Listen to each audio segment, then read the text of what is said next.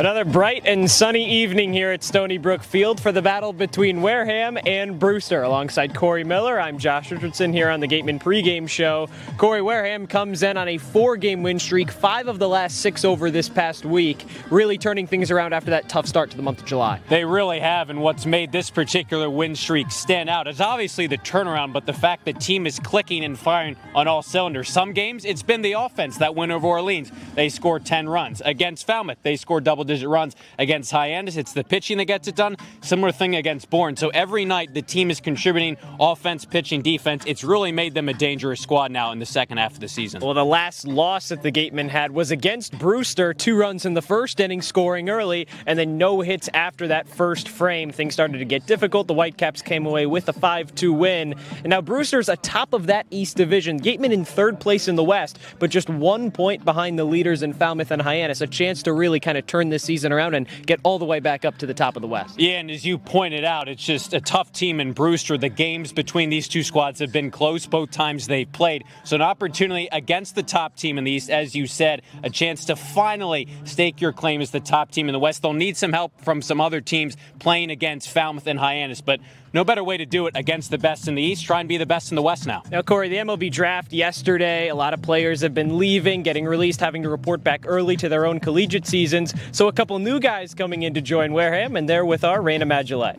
Rayna Maggelet joins alongside the 2 newest additions to our pitching staff, Eli Jones and Jackson Menendley.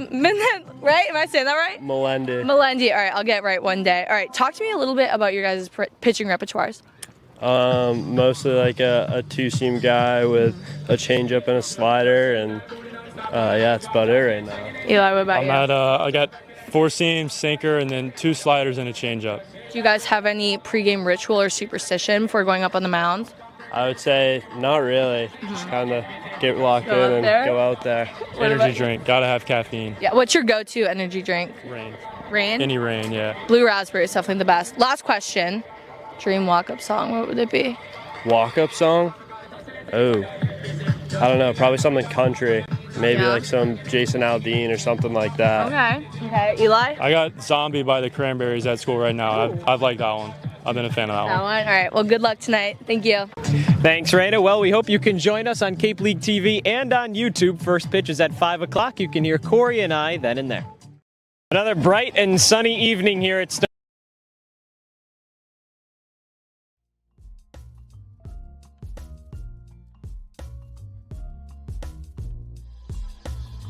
Just under 2 minutes away from first pitch here at Stony Brook Field alongside Cory Miller. I'm Josh Richardson. Cory, Wareham coming in to face Brewster, 3rd matchup of the season between the Gatemen and the Whitecaps. The first 2 have split 1-1 apiece. And now getting ready to make his 2nd appearance against Wareham this summer. His first start, Lance Davis. Lance Davis was a big reason why the Gatemen dropped that most recent contest 5-2 at home against Brewster.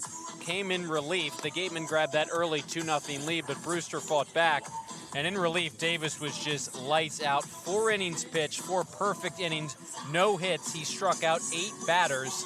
Obviously, it's a different role for him today. He's only pitched out of the bullpen. Now he gets to start, so the task is different, obviously. The mentality's different, and some of these Gatemen hitters have seen him before, but he's hoping to replicate that last performance against Wareham. Even out of the bullpen, he's picked up 2 wins, no losses, to the tune of a 1.46 ERA and 18 strikeouts. Lineup trying to face him for the Gatemen. Braden Randall leads it off, playing shortstop. Hunter Carnes in left field tonight, bats 2nd. Chase Cruson 3rd, he's in center. Chris McHugh at first base hits cleanup. Colin Ritchie, the designated hitter, 5th. Van Shea in 6th at third base. Drew Rogers 7th, playing catch. Easton Breifogel in right field. And Chris Ramirez rounds it out at second base. That's 1 through 9 for the Gatemen. Starts off with the lefty Braden Randall out of Ole Miss.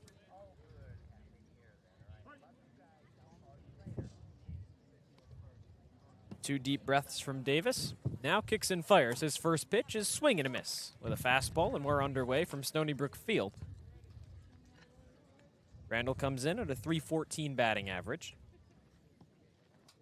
Certainly swinging one of the most hot bats in the Gatemen order. 9 hits in his last 5 games. 0-1. Fastball down the middle, nothing in 2. He really has just done such a great job to set the tone at the top of the order and make the at-bats for the guys behind him, those run producers, even more dangerous. Everything you want out of a leadoff man. Got 5 extra base hits in that span as well. So not just hitting for contact, power also. 0-2, fouled away. And it's going to be a tough assignment against Davis here tonight. He's got an electrifying fastball, then a really sharp breaking ball that he'll mix and match off of that. Location was really strong against Wareham his last start. They really just couldn't seem to time him whatsoever. The 8 strikeouts, nothing was really hit hard against him either. Randall's been anything you can ask for out of a leadoff hitter, but he's moved down to 5, 8, or 9. Now back up to 1. 0-2, chopped foul and into the backstop. Still nothing in 2.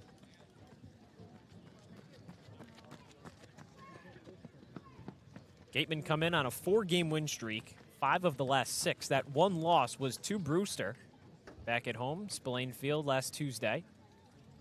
Dropped at 5-2. 11-13 on the year. Whitecaps 14-9-1, first place in the East. Gatemen third in the West. 0-2, lined over to first but foul. Hug the line and drift to the right side. Count remains 0-2.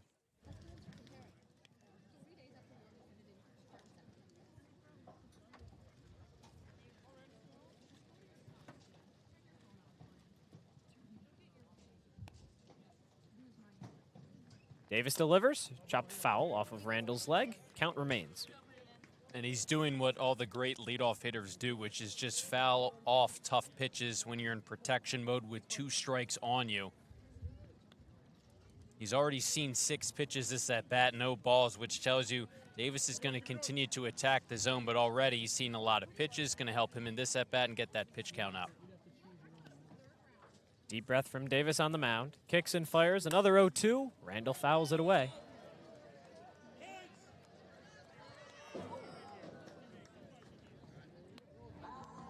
Randall certainly working that pitch count up. 7 straight strikes, 5 straight foul balls.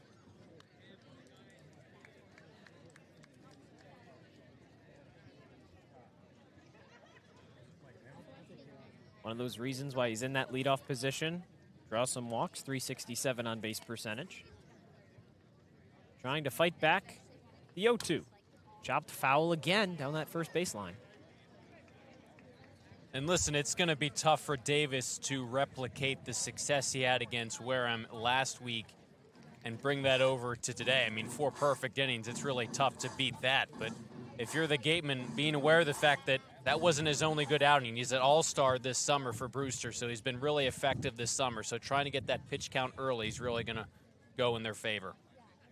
Gatemen scored the 2 runs of that contest, 5-2 loss in the first inning, 4 consecutive hits. 0-2, breaking ball, just misses upstairs. 1 ball and 2 strikes. 4 straight hits, Cory. After that first inning, just 2 walks. The only base runners that Wareham had on the paths. Brewster really shut them down. Game was also postponed in the middle due to a lightning delay. Bats just never recovered. That was in the 3rd inning.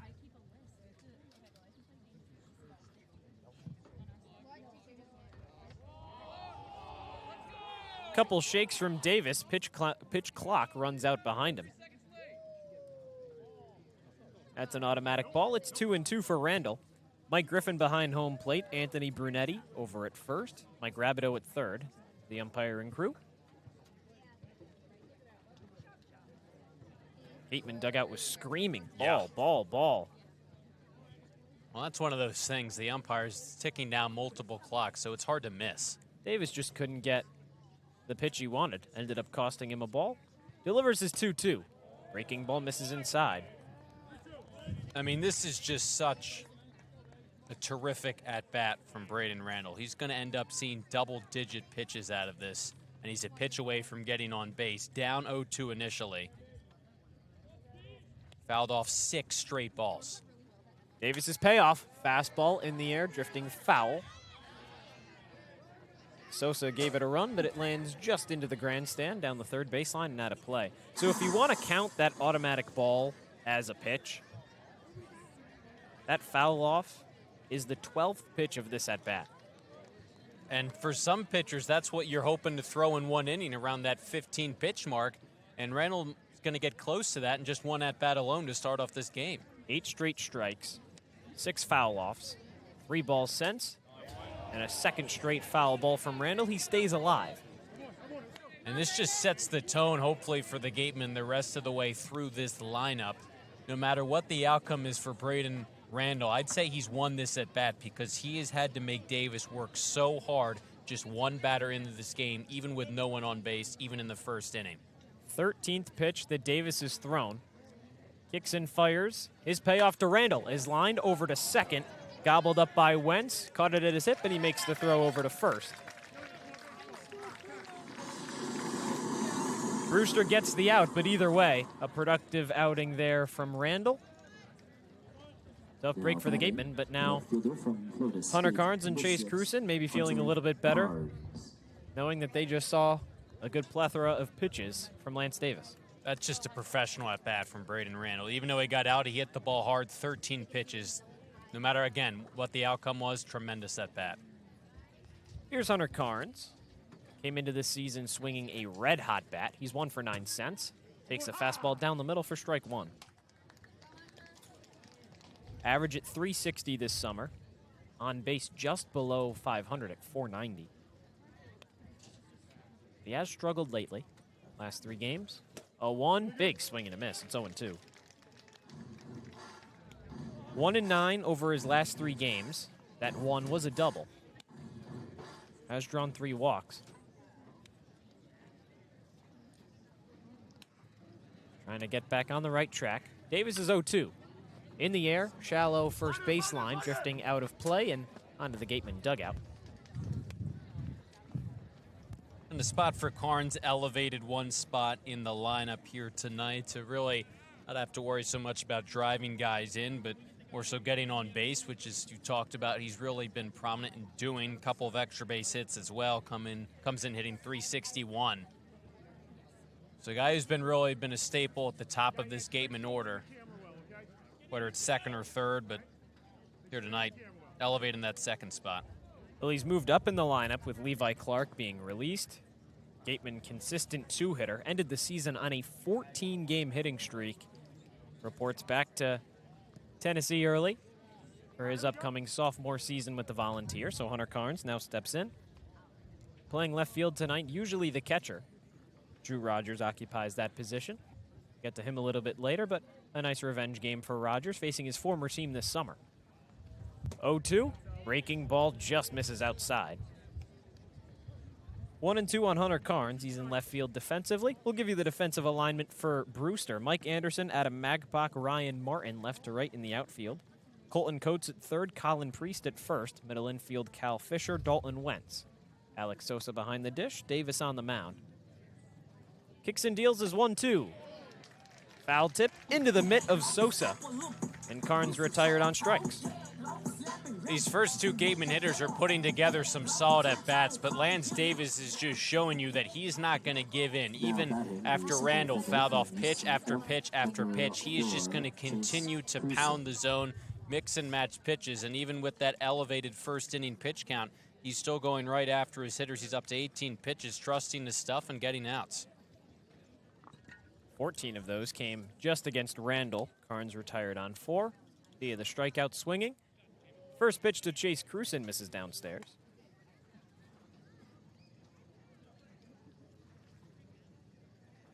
Cruson elevated in this Gateman lineup. It's hitting .304. Ryan Smythe rewarding him. Swinging a hot bat, 10 hits in his last 7 games, all in the month of July. 1-0, wave and a miss, 1-1. Davis just getting that fastball by Cruson right there. You can hear the pop of the catcher's mitt. It's a lively fastball that he has, and it makes those breaking pitches he throws off of it all the more effective. 1-1 from Davis, lined into right field. That drifts down, hugging the line. Cruson, hard turn at first, stretching it into second base. He slides in safely with a 2-out double.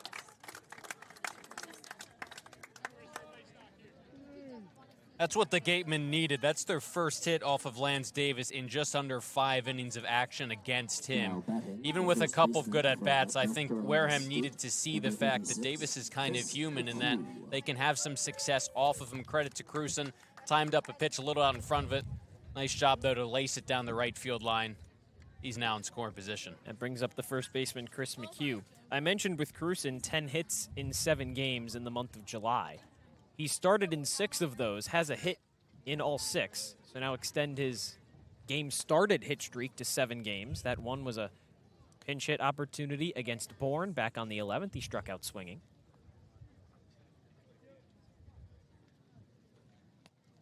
Fourth extra base hit in that span as well. He stands on second. Chris McHugh at the dish. Breaking ball missed outside. Now Davis finds the zone with another pitch. It's 1-1. And Crewson in that third spot slots in there to kind of break up the righties in Carnes and McHugh. You look at it, goes lefty, righty, lefty, righty, lefty, righty. 1 through 6 in the order. First double up is between Van Shane and Drew Rogers, righty on righty. McHugh fouls one up, drifting out of play down the first baseline. That's a souvenir.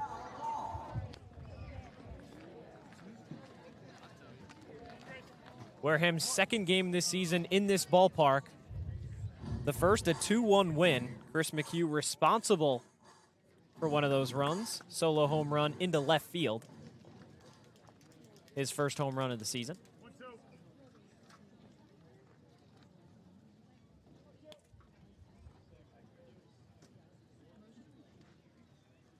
1-2. Fastball just misses upstairs above the belt. Count even 2 balls, 2 strikes. Crewson on second, McHugh at the dish. Still scoreless here in the first with a runner on. And you look at who's on the mound, and Lance Davis, given his recent trends and stat line, and then Caden McDonald, the 5 innings, 2 earned ball against Orleans last time he pitched. We could be in store for another pitcher's duel if things play out that way as they have here tonight. This is Davis's 26th pitch of the first. With a runner on, 2-2. Fastball misses down, says Mike Griffin, much to the dismay of the Brewster dugout. Those are McHugh his work to pay off pitch. Those are back-to-back close pitches that Davis really wanted. You hear him asked on that last pitch, the 1-2, where it was, if it was higher outside. That one just missed a little bit low, but 2 really close takes and good ones by McHugh to maybe get something to hit here. Tight zone for Mike Griffin. Now McHugh ready for the payoff. Hits one sky high into shallow left field. Cal Fisher, the shortstop, drifts back and he makes the grab. Backpedaling in the left field grass, and that retires the side. Crewson left stranded on second. Brewster coming up to bat for the first time tonight. 0-0 here from Stony Brook Field.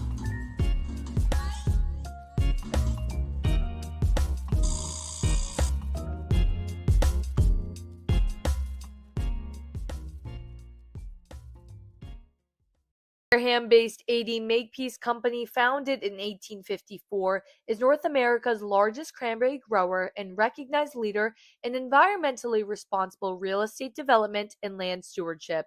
For 171 years, AD Makepeace Company has supported community events and organizations like your Wareham Gatemen. Visit admakepeace.com to learn more. Cape Cod 5 is proud to be the official banking partner of the Cape Cod Baseball League. Cape Cod 5 offers a broad range of financial products and services tailored for every stage in your financial journey. Reach out to us. We're here to help. For a good piece of glass, call Abby, located at 3 Tyler Ave in East Wareham. Call Abby Glass and Locks about getting a free quote for your windows, doors, locks, and other glass needs. Here at the Mass State Lottery, we know there's no bigger win than the $1 billion we provide each year to support all 351 cities and towns in Massachusetts. Now that's how we all win. The Mass State Lottery. Welcome to the state of winning.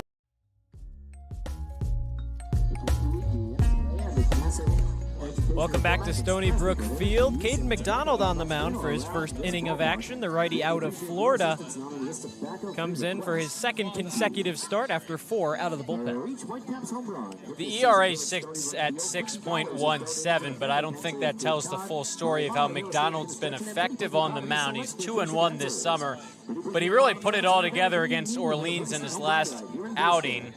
at the Firebirds, 5 innings pitched, 2 earned runs. He had a lot of run support to work with. The Gatemen got him 10 runs, 7 in the first. So from the get-go, he was able to really just kind of ease into that start, could pitch to contact, let the guys behind him do work. I don't think he'll have that same luxury tonight with Lance Davis going for Brewster. So it might be a much low-scoring game, but McDonald's got a really good fastball, works in that breaking ball as well. When he stays down in the zone, he can go high-low and change the eye level.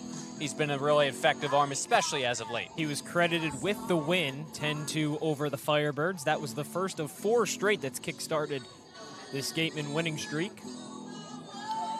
Lineup for Brewster, trying to beat him. The switch hitter Adam Maggelet, he's in center field defensively, leading off. Cal Fisher, the shortstop, bats second. Catching the game defensively, Alex Sosa hits third. Dalton Wentz in cleanup. Ryan Martin fifth in right field. Colin Priest, the first baseman, sixth. Colton Coates at third defensively, he's seventh. Carson Tinney, the designated hitter, eighth. First pitch to Maggelet misses outside. Mike Anderson, ninth in left field.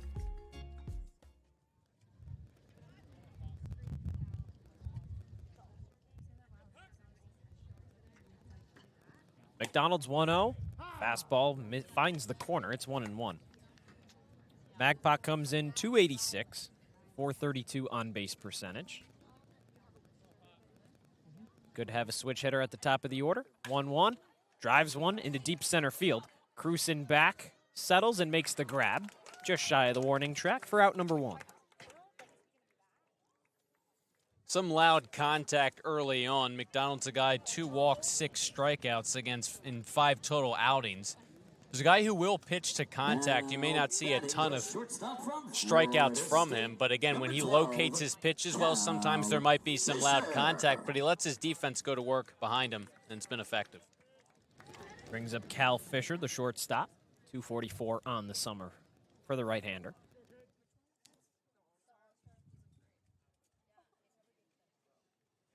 First pitch, big hack and a miss, 0-1. McDonald came in and saved that 2-1 win against the Whitecaps back on the 27th of June. 2-1 win for the Gatemen. 0-1, flies one into shallow right field, slicing foul and out of play. So a different look for the Whitecaps, but some traffic got on for McDonald in that inning. Ended up picking off a runner. Recorded the second out. Made things a lot easier with the tying run not standing in scoring position. 0-2. Fastball misses upstairs. 2-2. And so he is obviously experienced despite the last outing having all that run support in these pressure-packed situations, especially here at Stony Brook Field against this Whitecaps team.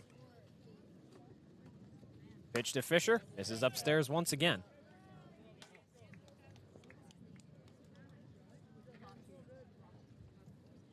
You see him early. He likes to establish that fastball up in the zone and use the breaking ball low off of that, just trying to locate it at the top of the zone.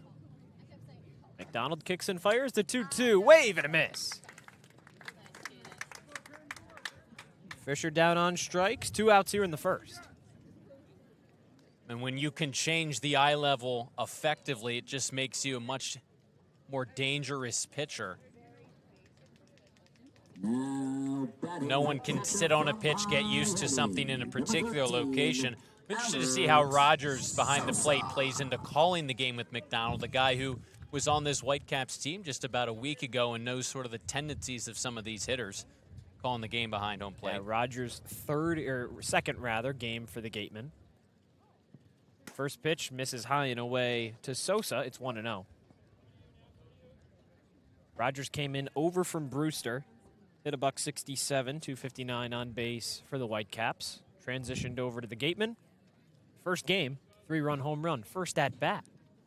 1-0. Breaking ball finds the outer corner. 1 ball, 1 strike. Yeah, that's quite the introduction. And now, obviously, with the absence of Levi Clark moving forward, the Gatemen are going to ask, I think, a pretty decent amount out of him from that catcher spot with Carnes. It's a tough bat to replace, though. McDonald fires the 1-1. Breaking ball finds the zone again. He's ahead 1-2. He's really been locating that pitch well right at the knees. Just drops down at the last minute. Doing what he wants, throwing the fastball up in the zone, then working the breaking ball down, changing up the eye level, pitch to pitch. Rogers reminds the infield, 2 outs. McDonald deals, 1-2, misses upstairs. 2 balls, 2 strikes on Sosa, the lefty hitting catcher. Had a double against the Gatemen last time out, 5-2 win for the Whitecaps. Bat really struggling so far this summer. 200 average, just 5 extra base hits, 2-2, fouls it away and stays alive.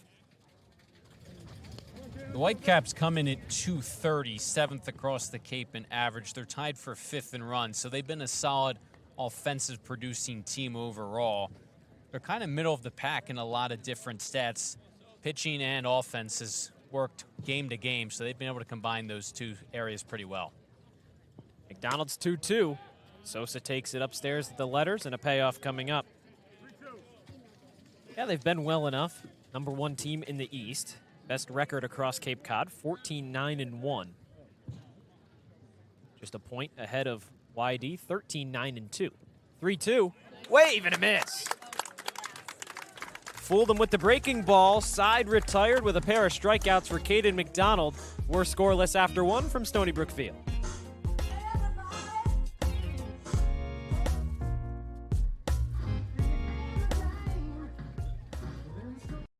Here at the Mass State Lottery, we're known for our monster wins.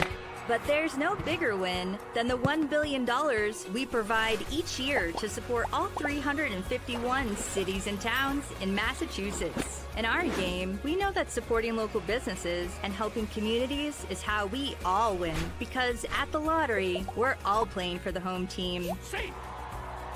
The Mass State Lottery. Welcome to the state of winning.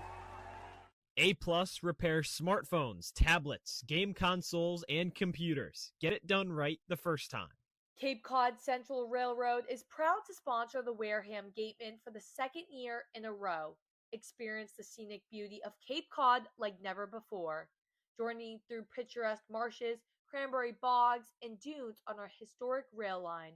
Whether you're savoring a 5-course gourmet dinner, enjoying a Sunday brunch with a live jazz band, or bringing the family on a narrated excursion, there's a ride for everyone.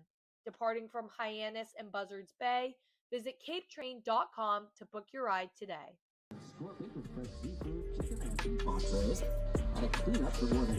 A lefty and 2 righties up for the Gatemen in the 2nd. Lance Davis back on the mound. It'll be Colin, Richie Van Shayen, and Drew Rogers making his return to Stony Brook Field for his first game against the Whitecaps.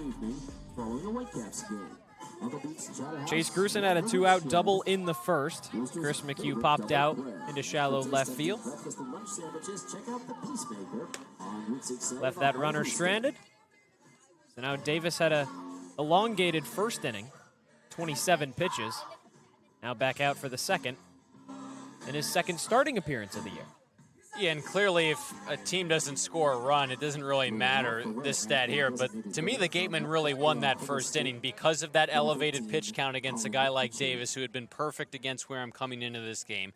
Grusin has a double, so your first hit off of him. And then McDonald on the other end, a 3-up, 3-down inning with 2 strikeouts against the top of the Brewster order. 4 perfect innings with 8 strikeouts against the Gatemen. Back last week, a week ago today. Fastball swing and a miss from Richie.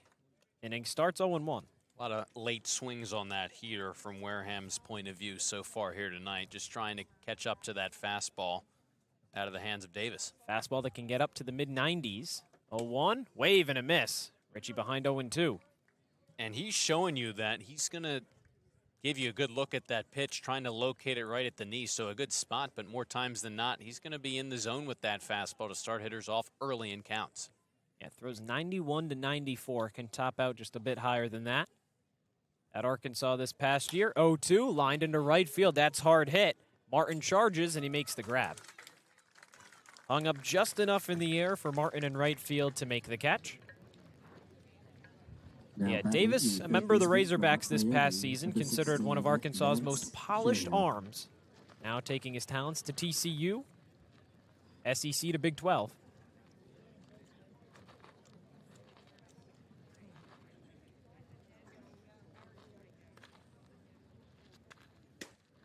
Shayen takes a breaking ball at the letters, 1-0. We've really seen an ascension in the batting average from Van Shane recently. He's strung together both defensively and offensively about a week or two of really good games. 1-0, wave and a miss, 1-1. Yeah, this past week, Cory, during this winning streak, Shane's bat has gone from a 171 average up to 203, so 32-point increase. One of the key parts in this Gatemen lineup during this winning streak. Breaking ball finds the zone. It's 1-2. And that's why he's been such a consistent look in this lineup for Ryan Smythe, now tied with Hayden Yost for most games played this summer. Davis deals, 1-2, lined into left center. That's going to drop into the gap for a base hit. One hops into Magpok's glove. Shane slides into second, and a one-out double for the third baseman. That's how you make an adjustment right there. Shane had pulled off a couple pitches in that at-bat, just turned his hands through the ball right there, inner part of the plate, and he just continues to hit at the plate. Nice piece of hitting on a pitch, inner part of the plate, turns on it, shoots it into center field. The Gatemen already have 2 hits through inning and a third, more than they did all last game off of Davis in 4 innings of work for him. Now here's the homecoming king, Drew Rogers. First game played against Brewster. He was cut by the Whitecaps, or released rather, by the Whitecaps earlier this season. Makes the hour drive across the bridge over to Wareham. He's played 1 game for the Gatemen. Had a 3-run home run in his first at-bat. Shane takes off for third. Throw down from Sosa is not in time. Shane slides in safely, and the Gatemen have the first runner 90 feet away. Really like the move right there. The Gatemen have a couple hits, but you're still facing an arm that's been lights out this summer. Davis really was not paying any attention to Shane, so he almost got a running secondary lead, got a good jump with the righty at the plate. Sosa has to go behind him to make that throw. Made one on target, but just too late. The Gatemen 90 feet away from a lead. Infield comes in for Brewster. Davis out of the stretch. 1-0, fastball misses upstairs. 2 balls, no strikes on Rogers. That home run was a little interesting for Rogers. Gatemen were calling for a balk. That was Leif Palmer into the game for Falmouth. Gatemen thought he was moving around. 2-0 breaking ball finds the zone. And so when your dugout is yelling, balk, balk, balk, Rogers was just trying to focus on the at-bat. Saw a fastball, swung it, drove it deep into left field. First 3 runs of the game for Wareham, plated 2 more to follow. Came away with a 12-3 win over the Commodores. 2-1, fastball right at the knees, 2 balls, 2 strikes. And this is the situation for him here. Davis has been able to bounce back after falling behind 2-0 and firing nice 2 pitches at the knees to get a couple of called strikes. Your Rogers right here, just shorten up, try and put something in play. Notice the draw in an infield. You got plenty of places to go. Davis fires his 2-2. That one's going to ring in on Rogers. His right forearm. Puts runners on the corners, 1 out here in the second. It's honestly probably worse off for the Gatemen with the double play now in effect. It certainly sets up that possibility, and you take a bat out of the guy's hand, and Rogers, who had a home run in that last game, as you mentioned, another kind of one of those check swing, half-hearted attempts. And part of it might have been a pretty good sell from Rogers, because I think there's a strong possibility that might have hit off of the knob of his bat, but you could see him selling that one all the way, saying it hit him in the hand. Ryan Smythe out to check on him. But the Gatemen will take it. They get another base runner. There's no real disagreement from home plate umpire Mike Griffin. None at all. He went along with it right from the get-go. Rogers could certainly pursue a career in acting if baseball doesn't pan out. Just the way that ball kind of trickled to the backstop. Usually if it hits a hand, it kind of dies. But once again, Gatemen will take it. Easton Breifogel hitting 8th. Chris Ramirez on deck. Rounds out the Gatemen order. 1 out here in the second. Gatemen threatening. Runners on the corners. Shane on third. Rogers on first. Infield back to normal depth with the double play a possibility. Davis's first pitch to Breifogel. Fastball finds the corner. 0-1. Something that we kind of saw a funny trend of earlier in the season with Ty Daly. ended up leaving the Gatemen, so no longer with the team. But it seemed like those first 6, 7 games, it ended up being just kind of every other weak check over to first base. Rogers back in time.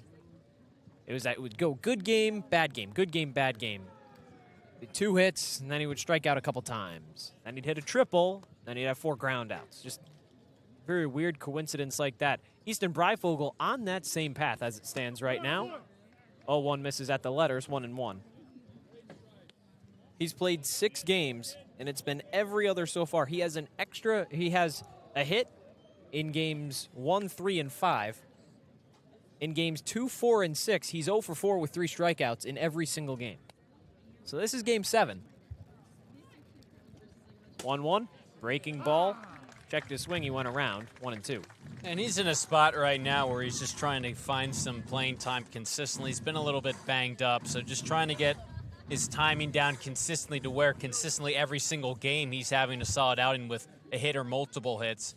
He's in a tough spot here. The last thing you want to do against Davis is fall behind in the count, 1-2. Delivery home, chopped foul off of Breifogel's foot, and he'll do it again at 1-2. Breifogel set to compete in the home run derby next weekend. And we've seen him in batting practice. Obviously, we're waiting for his first here in a game, but some of the shots he will launch out at any ballpark in batting practice, majestic home runs. So that's a well-deserved honor. He's got some power, got some speed as well. Stolen bag, has a triple against Orleans. That was his first game of the season. Just waiting for him to showcase some of that pop in a game. Light check over to first. Rogers back safely. Breifogel at 211 on the year.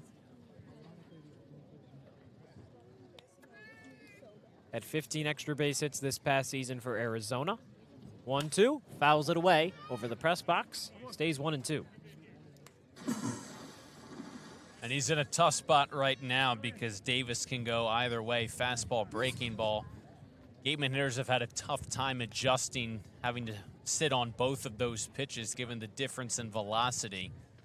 Just try and do what Braden Randall did to open up this game. Foul off close pitches, get something to hit in the zone, and don't miss it. Davis out of the stretch, 1-2, skips in the dirt behind Sosa. Here comes Cheyenne. Throw to the plate is not in time. Gatemen strike first in the second. Wild pitch from Lance Davis has Van Cheyenne in. It's 1-0 Wareham. And that's part of the advantage of seeing more pitches because Davis has typically been so great with his location in and around the zone. But the more pitches you make him throw, the higher likelihood eventually he's either going to miss in the zone right down the middle or wild. The Gatemen catch a break right there. They're up by a run. Rogers moved over to second. He's got a big lead. Davis looks over, now deals home. 2-2, wave and a miss. Breaking ball fooled Breifogel. 2 outs here in the second. Rogers trying to come around. It'll be up to Chris Ramirez to try and bring him in. That's just such a great pitch, and that's where he was probably hoping to locate that curveball before that got away. Just right beneath the knees. That last-minute break and hesitation. Again, the speed's the difference between the fastball and the breaking ball. So extreme. Third game of Ramirez's summer. He's 2 for 4 on the year. The first was a pinch hit against Hyannis. Popped out. Breaking ball finds the zone. 0-1. 2 for 3 with a double and an RBI against Falmouth. Came in to score in the second. One of the 2 runs to follow up the 3-run shot from Drew Rogers. He's on second right now. 0-1. Fastball misses upstairs. I'm really excited to see what he can bring to the team. Obviously, we've seen both in practice and some games the defense the speed as well. It seems like he's going to bring some energy. Not that the Gatemen were lacking that during this win streak especially, but really seems like a guy who, even besides just the obvious physical skills, provides just a great boost in the clubhouse as well. He's in the middle infield tonight at second. Played it short against Falmouth. 1-1. Fastball misses away. Yeah, defensively seeing a few flip-flops here. Braden Randall, typically the everyday second baseman. He's moved over to short. Ramirez comes in at second. Cheyenne, who's primarily played shortstop for most of the year, over at third for the second straight game. 2-1. Breaking ball in the zone, 2-2. And it's tough when you're someone who is just coming. You join the squad just past midway in the season. Now you're having to adjust all these new arms, new faces. But he said he loves the team. He's really made that adjustment look seamless. Loves the team, loves the guys. Gets what Ryan Smythe is trying to do. Chops one back up the middle. Cal Fisher on a charge. Toss over to first base. Is in time. Just barely.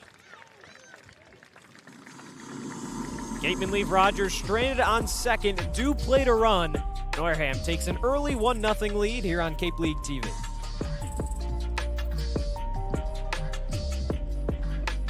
Insurance has been servicing Wareham and the surrounding areas since 1980. Call Legacy Insurance for all your insurance needs at 508-295-1315.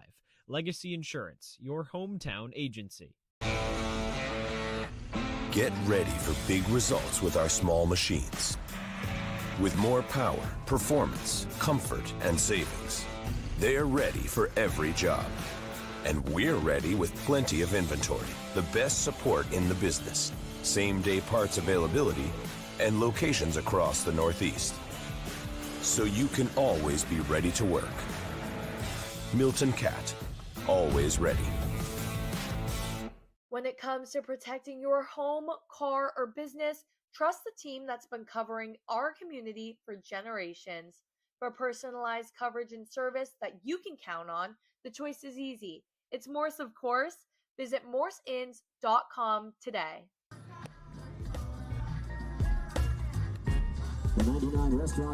Gatemen scored one in the top of the second. Van Shane came in off of the Lance Davis wild pitch. Wareham leads 1-0 heading into the home half. Caden McDonald back on the mound here at Stony Brook Field alongside Cory Miller. I'm Josh Richardson. Thanks for joining us on Cape League TV and on YouTube. McDonald had a nice first inning, pair of strikeouts and a flyout. He really did, and he established kind of the scouting report on him and what he wants to do. He just followed suit on that game plan. Fastballs early in counts, top of the zone, get ahead, then throw the breaking ball down off of that pitch later in the count when you have a couple strikes. Second straight start of the season for McDonald after working out of a bullpen capacity. But of course, that's somebody that has played both ways for a majority of this season, has had a couple very clutch hits. 2 for 4, 2 RBIs, win over Bourne on Friday, 5-4 win for the Gatemen. Then the following day, Saturday against Hyannis, pinch hit 2-run home run to give Wareham the lead. Gatemen came away with the 3-2 win over the Harbor Hawks. First pitch swinging and a foul off from Wentz. It's 0-1. It's tough enough to do just one of those things well, hitting or pitching, but to combine them both and do so successfully, he's been in so many tight, clutch, high-pressure spots. And he's risen to the moment each time, it seems. 0-1. Breaking ball finds the outer corner. 0-2. McDonald had a single in the second inning back on Sunday. Win over Falmouth, 12-3. He was hit by a pitch in the third. Retired the 3 times following that. 0-2. Fouled away. Wentz stays alive. Wentz, Martin, and Priest. 4-5-6 for the Whitecaps here in the second. Switch hitter, righty-lefty. So 2 lefties and a righty for McDonald. Is 0-2. This is upstairs. 1 ball, 2 strikes. And you see him getting ahead of these Whitecap hitters, which is going to be really important for him to get him in pitchers' counts. It allows him to throw pitches out of the zone, try and get him to chase. 1-2. Fouled away. Checked his swing there from Wentz, but off of the barrel of the bat. Wentz playing second base defensively. Plays collegiately at Wake Forest at .316 this past season for the Demon Deacons. .264 this summer so far for the Whitecaps. McDonald's 1-2. Breaking ball misses away. 2 balls, 2 strikes.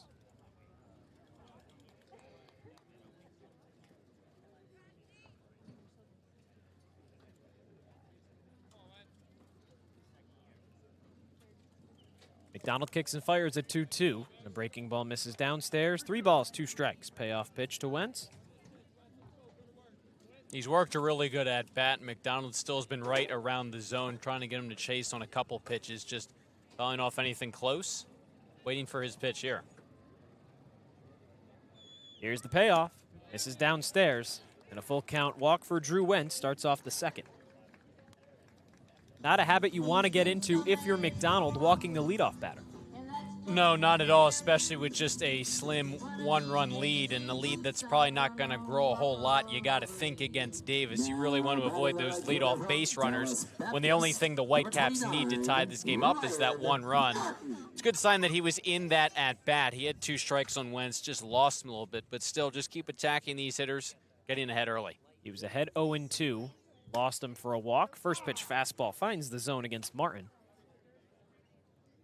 And you mentioned the lead likely not growing much more than it is right now for Wareham. First matchup of the season here at Stony Brook Field, 2-1 Gatemen win. Following when the two teams met at Spillane Field, 5-2 for the Whitecaps.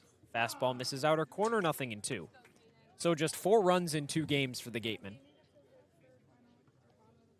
Whitecaps team middle of the pack, offensively hitting-wise, but pitching right up there, why they support 14-9-1 on the season. First place in the Eastern Division. Top record across all of Cape Cod.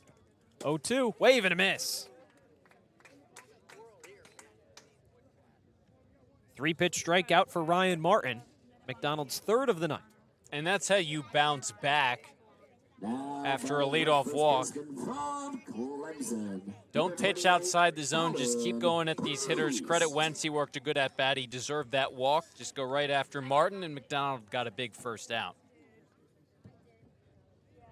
8-pitch walk to Dalton Wentz. Led off the inning. He's still on first. Here's Colin Priest with 1 away. First pitch, fastball down the middle, strike 1. And you were talking about the Brewster numbers. I mean, you look at it, especially the second now into third week of July. It's really been a combination, a tandem between both the offense and the pitching staff for the Whitecaps playing well together. McDonald kicks and fires. A fastball that misses up and away. 1 ball, 1 strike. Obviously, it was an 8-3 loss for them on Sunday against Orleans, but 10-4 win over Hyannis, 5-2 over the Gatemen, 2-0 over Chatham, a 10-5 over YD, 5-0 over Harwich, 5 straight wins. Both sides playing their part. 1-1, breaking ball just above the knees, 1-2. Yeah, Brewster 5-4-1 in the last 10. Gatemen have been 5-5. But those 5 have come nearly in succession, 5 of the last 6. Check over to first base. Wentz back in safely. And you know, over the trend, this has been a really good Brewster team. Obviously, they started out 6-0, and then just a couple of tough games, but they've really found their footing again. 1-2 from McDonald, fouled off into the netting. Count stays 1 ball, 2 strikes. Yeah, Brewster started off the season red hot. Bat started to fall off a little bit. Team started to kind of drift back to normal average. It helped that the YD Red Sox went on a 9-game winning streak. Those teams have been battling it out across the East. Punch out looking for McDonald. Bat stays on Priest's shoulder. 2 outs here in the second, both via the K. Really great pitching the past 2 at-bats from McDonald. Getting ahead with that fastball and just mixing and matching fastball and breaking ball. He's caught hitters off guard with both of those pitches. Some swings and misses at a fastball up in the zone. Then they're taking that breaking ball at the knees. For McDonald, it's all about how can you get these hitters off of your fastball. Well, it's throwing great breaking pitches like that, located perfectly at the knees. Colton Coates had the day off on Sunday. Takes a breaking ball down the middle, 0-1. And to what we were saying, Josh, the fact that Brewster started so well and now has bounced back since and retaken that top spot in the Cape, to me that signifies overall as a team, nothing's really been a fluke. Some of their hot streaks, they're a team since the start of the season that has come to play, and they deserve that top spot. Brewster and YD have gone back and forth for a majority of the season. Runner goes, throw down to second, is in time. Rogers guns down Wentz. Leaves Coates at the plate. He'll lead off the third. Side retired in the second. Wareham still on top, 1-0 on Cape League TV.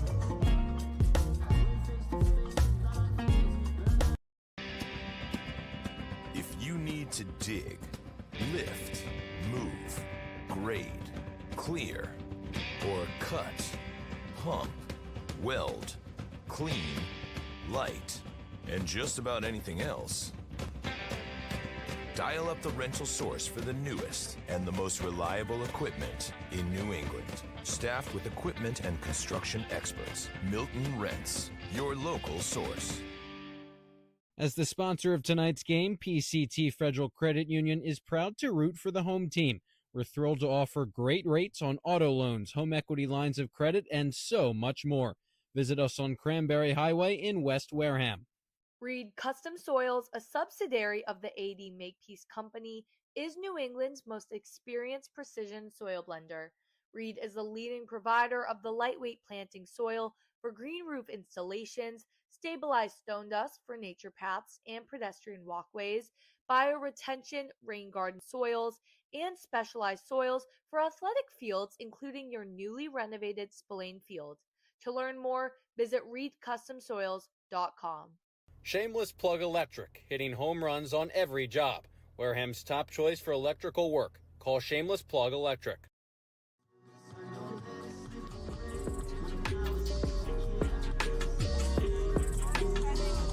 It's the third inning from Stony Brook Field. The Gatemen won, the Whitecaps nothing. Top of the order for the Gatemen, second time through the Wareham order, Randall, Carnes, and Cruson. Wareham scored one in the second. Lance Davis wild pitch. Van Shayen came in to score. Now Davis back on the mound for his third inning of action against Braden Randall. 14-pitch ground out to second to lead off the game. That's why Davis's pitch count elevated so far at 51 through 2 innings. Kicks and fires to Randall. First pitch fastball. Finds the zone. It's 0-1. Listen, he didn't get on, but I really do think that at-bat set the tone for the Gatemen. As a leadoff man, the ability to see that many pitches and put together an at-bat of that quality against a top arm in the league. Fastball misses downstairs. 1 ball, 1 strike. And this is a pitcher in Lance Davis, his last time out against the Gatemen. Last appearance of the year. 4 perfect innings in relief. Struck out 8 batters. First start of the season for him, 1-1. Breaking ball, wave and a miss from Randall. He's behind 1-2. But to do that in the first inning, Cruson had a double later on with 2 outs. He was left stranded. But even still, Wareham certainly seeing Davis much better than they did a week ago today in the 5-2 loss to Brewster. Third matchup of the season. 2 squads have split them 1 apiece. Breaking ball skips in the dirt and into the backstop. It's 2-2. And Wareham's only struck out twice through 2 innings now. Davis had 8 strikeouts across 4 innings last time out, so he was averaging 2 per inning. So it just gives you a sense Wareham so far is at the very least seeing the ball better and getting some better contact off of him. Randall's a perfect guy to do that. 9 hits in his last 5 games. 2-2. Fouls one off, slicing down the third baseline out of play. We've talked about it a lot with Randall, Cory, is that Randall isn't going to be the guy that wows you with his power. But even with that, he's got doubles in 4 of his last 5 games. That other game, he had a triple. 2-2. Fouls one off down the right field line. Blasted and out of play. And he hits the ball hard, though. And so maybe he doesn't leave the yard, but he leads the team with 7 doubles. And he's put the ball in gaps down the line. He has a lot of extra base hits. 8 if you include that triple as well. He made a nice adjustment there. Was late on a fastball, then out in front. Getting his timing down here. 2-2. Fastball misses in. 3 balls, 2 strikes. Could certainly tag him as someone with WTP, warning track power. No homers yet on the year for him, but showcases his speed on the paths. Can really stretch anything into an extra base hit. His payoff. Fouls one off.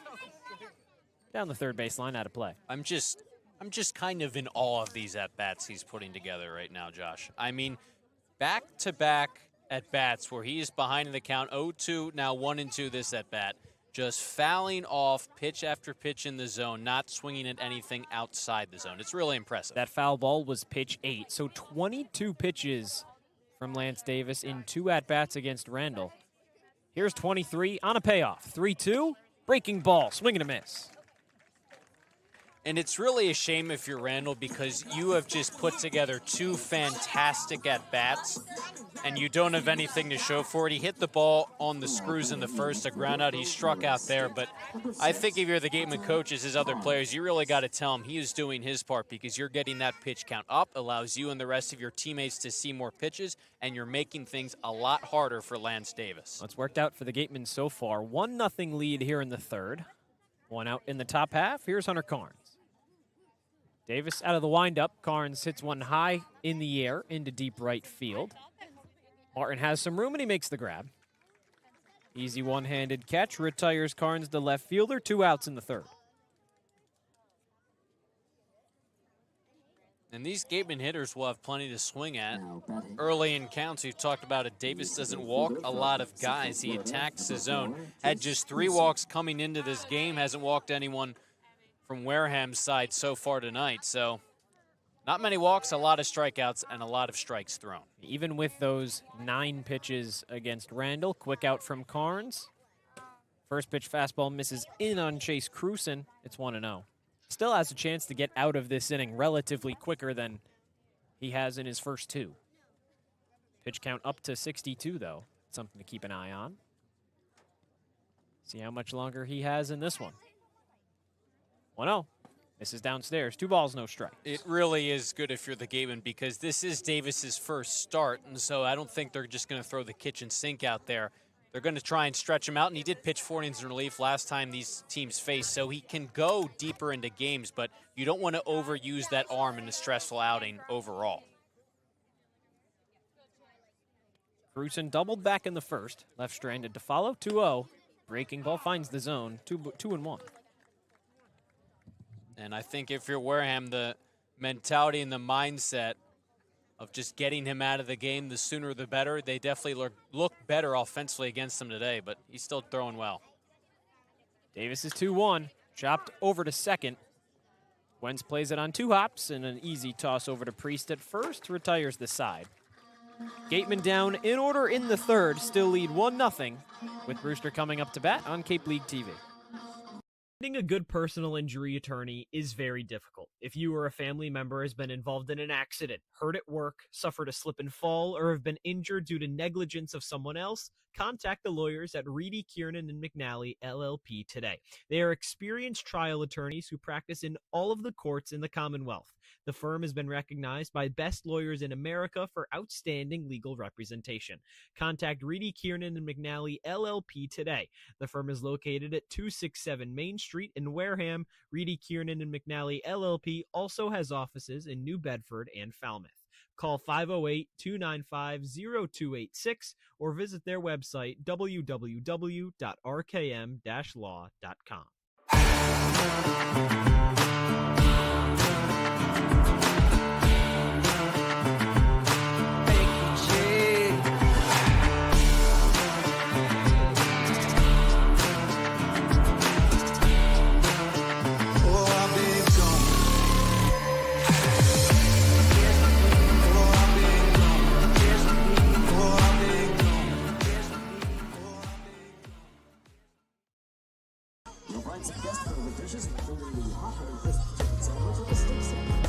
Six up, 6 down for the Whitecaps through 2 innings. It'll be 7, 8, 9. Coates, Tinney, and Anderson facing Caden McDonald. His 3rd inning of action. He's got 4 strikeouts so far tonight. 1-0 lead for the Gatemen early on from Stony Brook Field alongside Cory Miller. Josh Richardson here.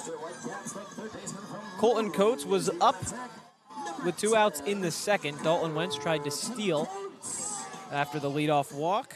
Drew Rogers gunned him down. Ended up being the final out. Coates now back up with a bit of an advantage, seeing a few pitches from his first at-bat, you could say, against Caden McDonald. Righty on lefty, first pitch, wave and a miss. Breaking ball fooled Coates there, it's 0-1. Yeah, it's just a nasty pitch. Talked about how early on in this one could be in store for a pitcher stool, and it certainly had that look to it, that feel to it so far through 2.5 innings. 0-1, fastball right at the heart. No balls, 2 strikes. Second straight start for Caden McDonald this summer. 5 innings, 5 hits, 2 runs against Orleans. 10-2 win for the Gatemen. 0-2, swing and a miss. 5 Ks through 2 1/3. Caden McDonald is rolling here against the Whitecaps. It's just a masterclass of an at-bat. If you're McDonald, started them with the fastball at the knees. Or excuse me, a breaking ball beneath the zone, got the swing and the miss, great pitch, then came back with the fastball at the knees, threw another curveball, then after that, looks like a fastball all the way until it breaks right out of the zone. 3 pitches, 3 strikes. Carson Tinney, hitting .093, flies one into right field. Reifogel back, takes a few steps in, and he makes the catch. And the fact that McDonald has answered as well as he has to what Lance Davis has to offer on the mound. Look at the Whitecaps bullpen. They have a lefty up and throwing, so that would indicate that Davis's day may not be done, but certainly he's up against the amount of pitches they might want him to throw. McDonald only has 1 run to play with in the early going, but he has certainly made that stand up so far. Yeah, and McDonald's ERA entering today was above 6. First pitch fastball finds the zone against Anderson, 0-1. And it was that high mainly because of just one outing that he had against YD back on June 24th when an inning gave up 4 runs, wave and a miss from Anderson, 0-2. But since then, recorded a save against Brewster last time these two teams were here, 2-1 win over the Whitecaps. And 5 innings, 2 runs against Orleans. He's really starting to find a good flow on the mound. 0-2, wave and a miss. 2 more strikeouts in the third. McDonald's total up to 6 on the night. Brewster retired in order for the 3rd consecutive inning. Wareham up 1-0 heading into the 4th on Cape League TV. Law. Live, life, law. Covering all residential and commercial real estate matters. You live life to the fullest and let us Sync Law. That's synklaw.com. Sync with an I, not a Y. Be selfish. We represent only you. Sports Turf Specialties has set the standard for high-quality natural grass athletic field construction. As a full-service athletic field construction company, we specialize in design, build, and renovation of native soil, modified soil, and sand-based athletic fields. Our team will provide you with superior quality, expert guidance, and continuing support long after the completion of our project. We are proud to have built the infield for the Wareham Gatemen Field. Go Gatemen. If you can dream it, if you can cruise in it, if you can summer in it, fish from it, or take it for a day at the beach, we can protect it. The Baldwin Group, protecting the possible. By Miami, Mason White picked in round 4 by the Boston Red Sox. Michael Salina picked in round 4 by the Padres. Gabe Davis picked in round 5 by the White Sox. Kobe Shelton picked in round 6 by the White Sox. Jake Clemente picked in round 7 by the Marlins. Lance Davis's night is done after 3 innings. Just allowed the 1 run, but an elevated pitch count at 65. You can thank Braden Randall for a third of those in his 2 at-bats. So here comes the lefty on the mound for Brewster, Edwin Alicia. Down by a run. Wareham trying to capitalize with 4, 5, 6 in the Gatemen order. Listen, Wareham only got a run off of Davis, but the fact that he only lasted 3 innings, a shorter start than he did in relief last time these two teams played last week, that's such a massive win for the Gatemen, especially since Davis is an all-star. He's been great all summer long. You get to see a lefty. A lot of these righties are going to get that favorable matchup. They've accounted for a lot of the power for the Gatemen. So win for Wareham. It's still only in a 1-0 game, so a chance to add on against a different arm. Line closes for Davis. 3 innings, 2 hits, 1 run, no walks, and 3 strikeouts. But when you compare that to 4 perfect innings, back the last time these two teams met at Spillane Field, 5-2 win for the Whitecaps, really headlined by those 4 innings from Davis. Certainly does not look as strong even in this 1-0 game. It really doesn't, and against some of these top-tier arms that are all-stars and the top pitchers performance-wise across the league, you know going in it's unlikely you're going to scratch across maybe even 4, if 3 runs against them to begin with. But you have to do what the Gatemen did, which is piece together really strong at-bats, make him work on the mound, and take advantage of what little mistakes he has to offer to get as many runs on the board as he can. It's just run, but he's out of the game after 3 innings, which now allows you to attack pitchers who Maybe good arms for Brewster, but not many have pitched to the quality of Lance Davis this summer. Well, Edwin Alicia, this is his first appearance of the summer for Brewster. From Nova Southeastern, transferring to the University of Southern Florida, USF. 4.83 ERA in 54 innings, with 54 strikeouts this past season. 6'6 left-hander steps up, ready to face Chris McHugh, Colin Ritchie, Van Shayen.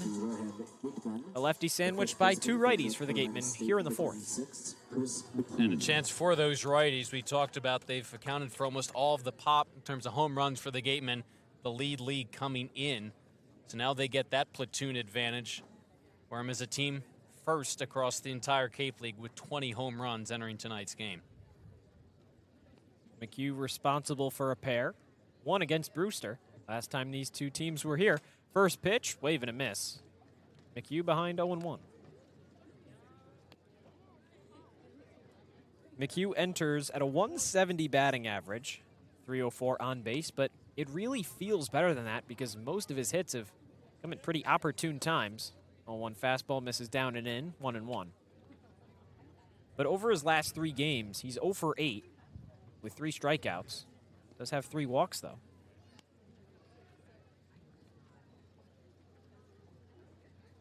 Alicia's 1-1. Fastball misses below the knees, 2-1. And the trust is obviously there from the coaching staff. That's why he's hitting cleanup in between a lot of hot bats for him. We've seen him hit leadoff as well, so they know he's just a really solid hitter, just waiting for him to the bat to get going really consistently. Well, he hit 365 this past season for NC State. 2-1, chops one over to third. Coates plays it on 2 hops. Long throw across the diamond in time. But when you hit 365 with 12 doubles and 7 home runs in a college season, you're going to hope that that can translate over to the summer. And, of course, some of that power has, but maybe just not the contact as much. You know, he came a little late, too, so it's not like there was a long layoff for him in terms of his college season to the summer. Kind of came in fresh off of that campaign at NC State, but just trying to, as we talked about, find it consistently. Colin Ritchie takes a fastball below the knees, 1-0. Yeah, McHugh's season started on the 22nd, 8 days after opening night. That was a 7-2 loss for the Gatemen against the Harbor Hawks. Came in against Harwich, ended up being a win. Fastball misses downstairs. And when he's going, we've seen that. Can go the opposite way, then has that really pull-side power. He's a great hitter, just waiting for him to unlock it. 2-0 for Ritchie. Fastball bounces in and out of the glove of Sosa. It misses. 3 balls, no strikes. Ritchie's another one of those guys that can really get going when he's hot. He's got 2 home runs in his last 4 games. So he came in with a significantly low batting average. At least to this month of July, it's up to 188. 3-0, misses in. Ritchie on with a 4-pitch walk. And that pop from Ritchie is really important because, as I mentioned, a lot of it's come from the right side, which is fine if you're getting it, especially if you're getting it to the tune of the #1 home run hitting team in the league. You probably don't care a whole lot where it's coming from, but I think having that lefty option with the power in Ritchie is an added bonus. Obviously, right there, just showcasing the plate discipline to work that 4-pitch walk. Yeah, the Gatemen have thrived off of the long ball this year, which is funny, you know, from our vantage point because Wareham wasn't hitting a whole lot of home runs through that first week or 2 of the season. Shane takes a fastball on the inner corner, 0-1. And they have a pitcher-friendly, I'd say, ballpark as well. There's something that Ryan Smythe said after Drew Rogers hit a 3-run tank is that he's playing in one of the more difficult parks to find the long ball. 0-1 breaking ball finds the zone on Shea, and it's 0-2. But to be able to do that if you're Rogers, your first at-bat for the Gatemen, really this team just coming into its own hitting-wise this year.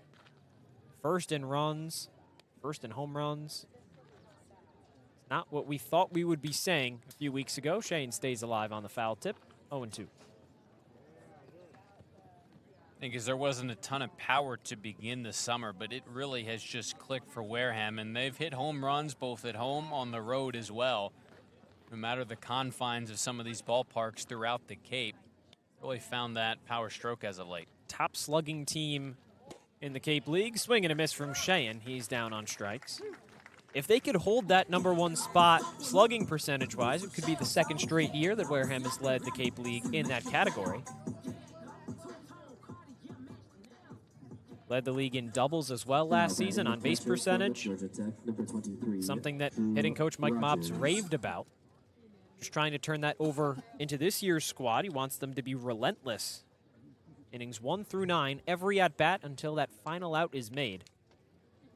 Look at the run total over the last few games. Certainly shows that. Rogers chops one. Back over to Alicia on the mound, and an easy toss to first. Leaves Richie stranded on the base path. Side retired for Brewster. Wareham coming back into the field. McDonald's 4th inning of action starts on the other side of this break here on Cape League TV. 1-0 Wareham. Turf Specialties has set the standard for high-quality natural grass athletic field construction. As a full-service athletic field construction company, we specialize in design, build, and renovation of native soil, modified soil, and sand-based athletic fields. Our team will provide you with superior quality, expert guidance, and continuing support long after the completion of our project. We are proud to have built the infield for the Wareham Gatemen field. Go Gatemen. There hasn't been a ton of training when it comes to bat speed or products for players to be able to train bat speed.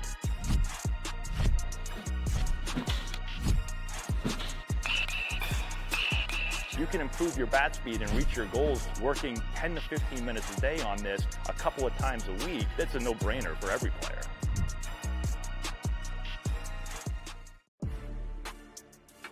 You can make any bat feel lighter by adding a velo puck knob. Instead of having to go get a whole entirely new bat, you can simply add the puck to it.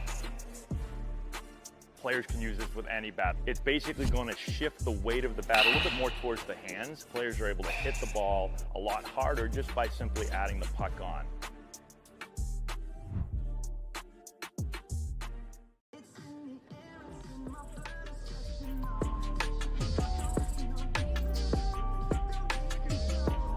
Three no-hit innings have Caden McDonald back out onto the mound for the 4th. One base runner on a walk. He was then caught stealing later on from catcher Drew Rogers. Gatemen lead 1-0 in the home half. Brewster coming up to bat alongside Cory Miller. I'm Josh Richardson.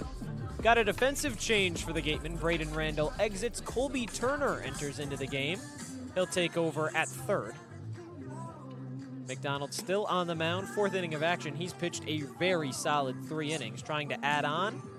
Keep Brewster at bay, still scoreless here in the 4th. He's been just lights out phenomenal. I mean, this is so far his best outing of the summer.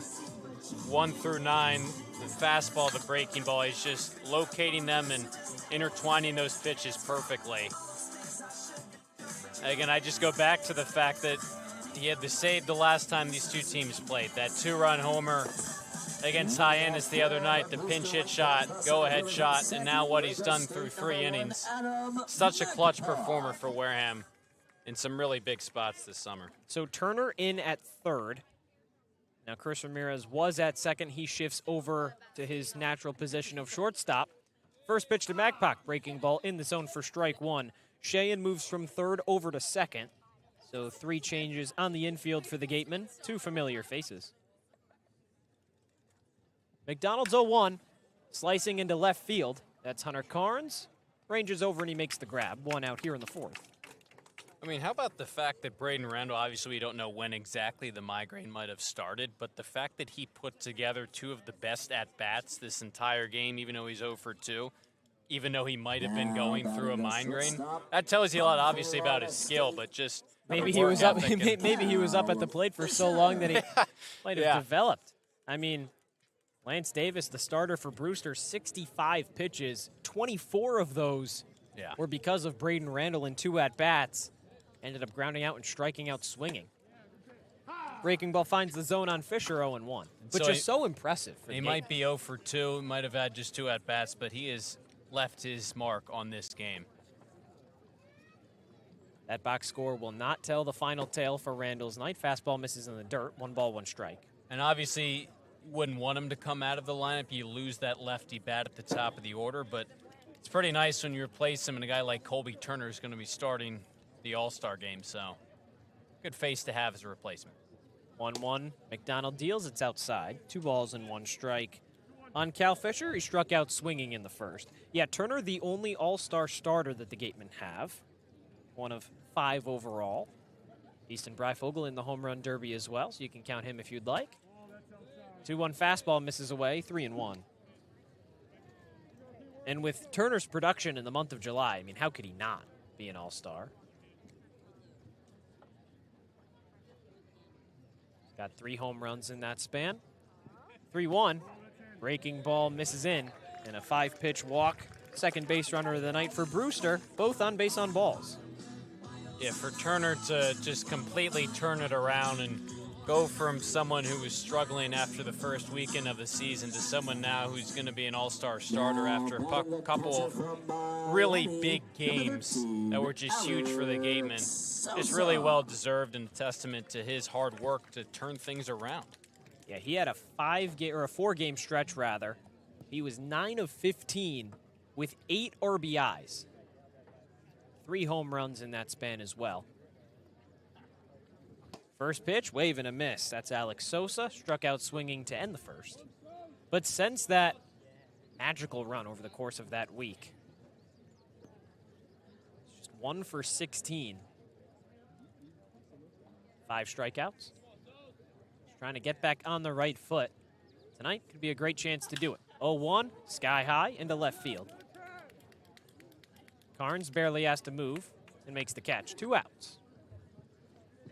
And so, yeah, you're obviously hopeful that he can snap out of this 3-year game so skid where he hasn't been swinging the bat quite as well. That's been one of the themes over the course of this win streak in the past 6 games for Wareham is if someone's bat goes cold, chances are someone else is going to step up and start swinging a hot bat themselves. But the fact that Colby Turner has produced some of those big games just tells you know it's there. Again, just sort of like Chris McHugh, maybe you're just waiting for it a little bit more consistently. It's something Gatemen will definitely have to rely on a lot more. Not as much wiggle room. First pitch misses outside to Wentz. Levi Clark, released by the team, reporting back down for his sophomore season at Tennessee a little early. A couple other guys on the pitching staff lost to the draft. 1-0. Breaking ball finds the zone. 1 ball, 1 strike. So if you're Turner, really have to look at it, pick things up a little bit, get back into form. But as a team as a whole, unless there's a diamond in the rough waiting to be brought in, it's pretty close to the team that's going to finish out the year. Breaking ball misses away. And yeah, obviously some guys are going to have to, not all at once, but ideally replace some of that production you're losing either from Levi Clark or some of those draft guys who were lost over the past few days. 2-1, fouled away. 2 balls, 2 strikes. But the good news for the Gatemen is that obviously it's something that all of these Cape League teams are going through, maybe not in the same quantity of players or the quality of what they were able to produce this summer, but everyone had guys drafted. Everyone has guys who will have to report back early for a collegiate season. Certainly not just an epidemic for the Gatemen. Chopper over to second. Shane on 2 hops, he makes the toss over. Side retired for Brewster. And we head into the 5th with the Gatemen still holding a slim 1-0 lead. 4 no-hit innings of action for Caden McDonald right here on Cape League TV. Wareham-based AD Makepeace Company, founded in 1854, is North America's largest cranberry grower and recognized leader in environmentally responsible real estate development and land stewardship. For 171 years, AD Makepeace Company has supported community events and organizations like your Wareham Gatemen. Visit admakepeace.com to learn more. Cape Cod 5 is proud to be the official banking partner of the Cape Cod Baseball League. Cape Cod 5 offers a broad range of financial products and services tailored for every stage in your financial journey. Reach out to us. We're here to help.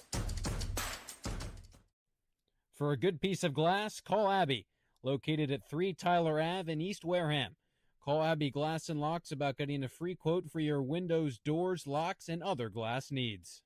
Here at the Mass State Lottery, we know there's no bigger win than the $1 billion we provide each year to support all 351 cities and towns in Massachusetts. Now that's how we all win. The Mass State Lottery. Welcome to the state of winning. Kids want to play ball with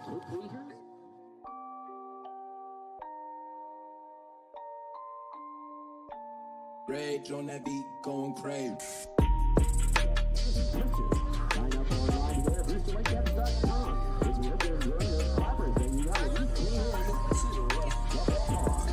We're back here for the 5th inning, and the Gatemen still on top 1-0 from Stony Brook Field. 8-9-1 in the Gatemen order. Breyfogle, Ramirez, and Randall due up for Wareham. Edwin Alisea back on the mound, his 2nd inning of action. Starts lefty on lefty with Easton Breyfogle. Randall out of the game, rather. Colby Turner comes in. So those are the 3 up for the Gatemen. Randall exits with what is being reported to us as a migraine. Hope the best for him. Put together 2 pretty good at-bats against Lance Davis. Saw 24 pitches. Both ended up being outs. First pitch to Breyfogle, chopped foul down the first baseline. And this is a chance if you're Wareham, now 2nd inning against Alisea, to try and add on to this 1-run lead. The way McDonald has pitched, you haven't needed any more, but again, he's not going to pitch all 9 innings, and it's probably not going to hold up the whole way, so try and start adding on. 0-1. Breaking ball finds the zone. 0-2. That one found the inner corner. Breyfogle nearly ducked out of the way, but wound up in the zone. Alex Sosa behind home plate. Nice frame from him. Breyfogle struck out swinging in the 2nd. Pitch misses. It's 1-2. Breyfogle plays collegiately at Arizona. Get this, Cory, a self-taught juggler. How about that? Can you juggle? Breyfogle lines one into right field, down for a base hit. No, I cannot at all. That's pretty hard to learn how to do it yourself as well. Yeah. Like, it's one thing for someone to teach you, but I don't know. Guys who can do like 5 different things. Yeah, I wonder if it's just juggling, like, oh, I can do 3, what's necessary to consider juggling, 3 of anything. Or if it can get up to like 5 or 6. That's where it really gets crazy to me. First pitch to Chris Ramirez finds the inner corner, 0-1. Like, are there some people like the jugglers who are like, who just do it so consistently? Do they look down on the guys who can only do 3 things? Like, is that just the rudimentary stuff? 0-1, Ramirez scores up a bunt, drifts foul down the first baseline. I mean, do major league players look down upon guys who are hitting, below the Mendoza line? That's a good question. I don't know. And obviously you start with, 3 objects or so, or 2, and you work your way up. That's a good place to start, yeah. I wonder how far up the line it goes. Wonder when he started. Better question. I feel like that's something pretty difficult to pick up, I don't know, later in life. 0-2, chopped foul. Ramirez stays alive. In his summer debut now, and thrust into a big spot, and his team is in first place in the West. You're facing a team in Wareham that's red hot, trying to, with a win and some help from some other teams, trying to secure their spot for first place in the West. Falmouth and Hyannis tied atop the West Division at 23 points. Gatemen 1 back. 0-2 misses in the dirt. Ramirez alive, 1-2. And so Bourne and Falmouth, those are the 2 teams playing there. 0-0 top of the 2nd. YD and Hyannis 1-1. Obviously Wareham's hoping for YD and Bourne to come out with some wins.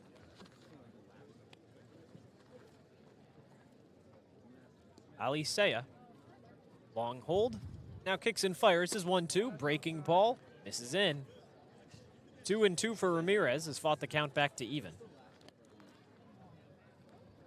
Yeah, Falmouth and Hyannis have started to fall off a little bit as of late. Commodores 4-5-1 in the last 10. Hyannis 2-7-1. So the Gatemen are 5-5, and while it looked like Wareham might just be holding serve, 2-2 misses in the dirt, payoff coming up. They started the month 0-5, have won 5 of 6 since then. Really make things interesting as this season across the midway point, approaching All-Star Weekend in about 5 days from now. Just keeping it close. Absolutely within striking distance. Now Breyfogle picked off at second. And a toss from Priest to Wentz covering the bag is in time. It's obviously the danger of having a lefty on that mound, that sharp pickoff move, and a tough break for Wareham. You get your leadoff man on. Breyfogle, hard hit base hit to the right side with plenty of speed. So if Ramirez could at the very least advance him, he's in scoring position for Colby Turner at the top of the order. Base hit probably scores him, but now that base runner's erased. Payoff pitch to Ramirez. Chops one foul and out of play. Yeah, Alisei had a couple long holds during that at-bat. It seemed like he was just waiting for the right time to throw over. Trying to mess with Breyfogle's timing. What could have been a steal. Did it successfully. Nobody on. Payoff pitch coming up with one out here in the fifth. Gatemen with a 1-0 lead. Another long hold from Alisei. And now fires his 3-2. Swing and a miss. Ramirez down on strikes. First time tonight, second out of the inning. It was a good at-bat, saw 8 pitches and fouled off some close pitches in the zone. Just a 2-strike fastball right there.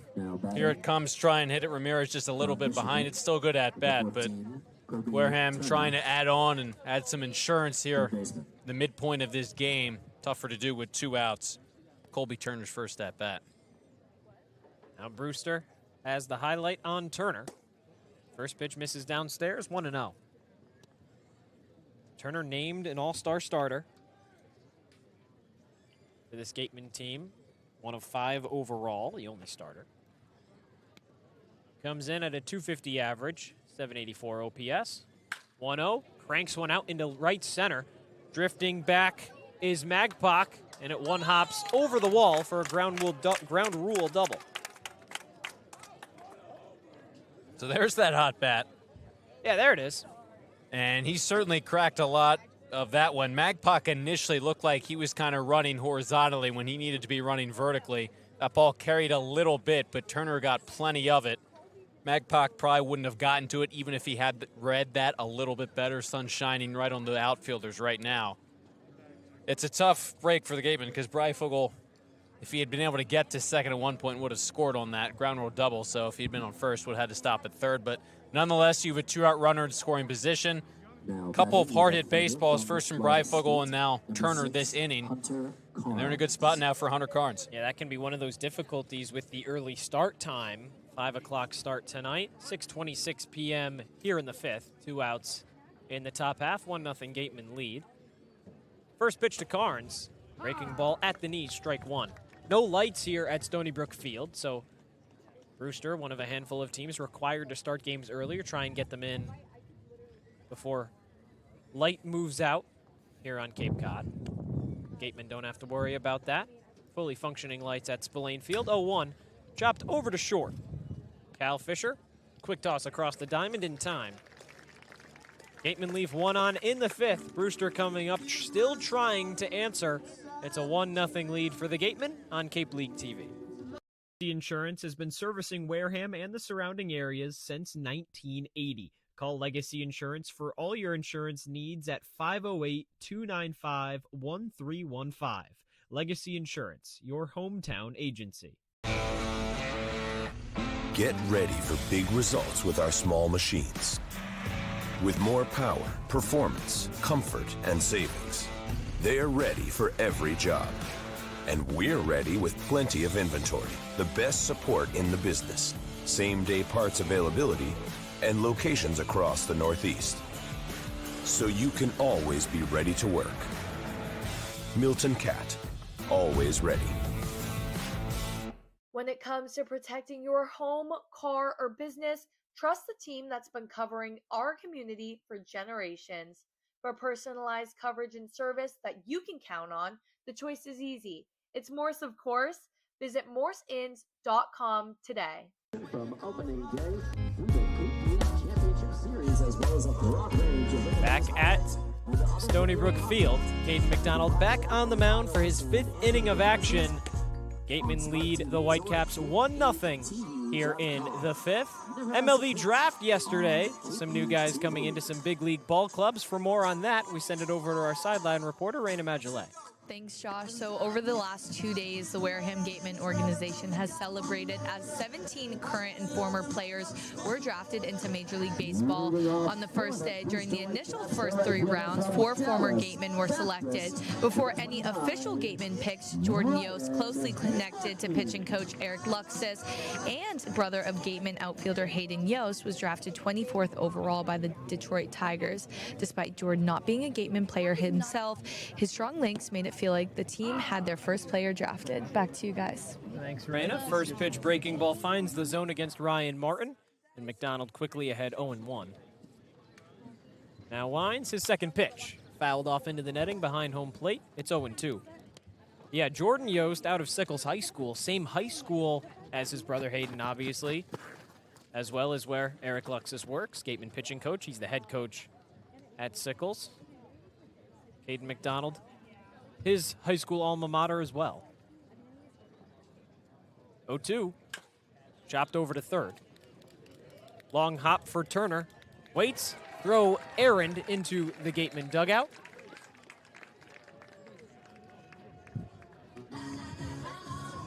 Tough beat for Wareham will go down as an error. And that sends Brian Martin over to second base. Tough break for Turner, his first real action of the game. Yeah, and so on those high choppers, especially at third base, you have one of 2 options. Come in and charge it or wait back. The problem was Turner was kind of in between. Initially wanted to come in and charge it, then decided to wait back. He gloved it cleanly, but then you're playing off of your back foot, so it's tough when you're kind of in between to have to readjust. And a tough spot, what probably should have been an out, and now all of a sudden the Whitecaps have a runner in scoring position, no one out. First pitch to Colin Priest, chopped foul. It's 0-1. Priest struck out looking to end the second. One of 5 strikeout victims McDonald has tonight. Brewster still without a hit. Ryan Martin on second represents the tying run. Check back over, not in time. Chris Ramirez tried to cover the bag, and Martin slid in safely. And so now this is the first time McDonald has had to face a runner in scoring position. We'll see how he adjusts on the mound. Obviously, it wasn't him who put it there, but pressure ratchets up in a 1-run game. 0-1. Fastball away. Count even, a ball and a strike. And I think if you're McDonald, you should just go back to the fact that these Whitecaps, they have a couple walks. They just haven't really been able to swing the bats well off of you. It's because you're mixing your pitches and locating well. Long look over to second, now delivers home. High fly ball into right center. Breyfogle back at the track at the wall. He makes the catch. Martin tags up and heads over to third. Brewster's first run of the day is 90 feet away here in the 5th. Gateman still up 1-0.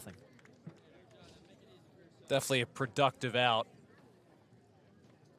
right there if you're Priest. He really got under that baseball. Thought maybe it would allow Breyfogle to get under it pretty nicely, settle under it, come up with the big throw. Ball just hit too far out to right to make it close at third base. Gateman infield comes in. Obviously, it's only the 5th inning, but it's been a low-scoring game, so why not try and cut this runner down at the plate?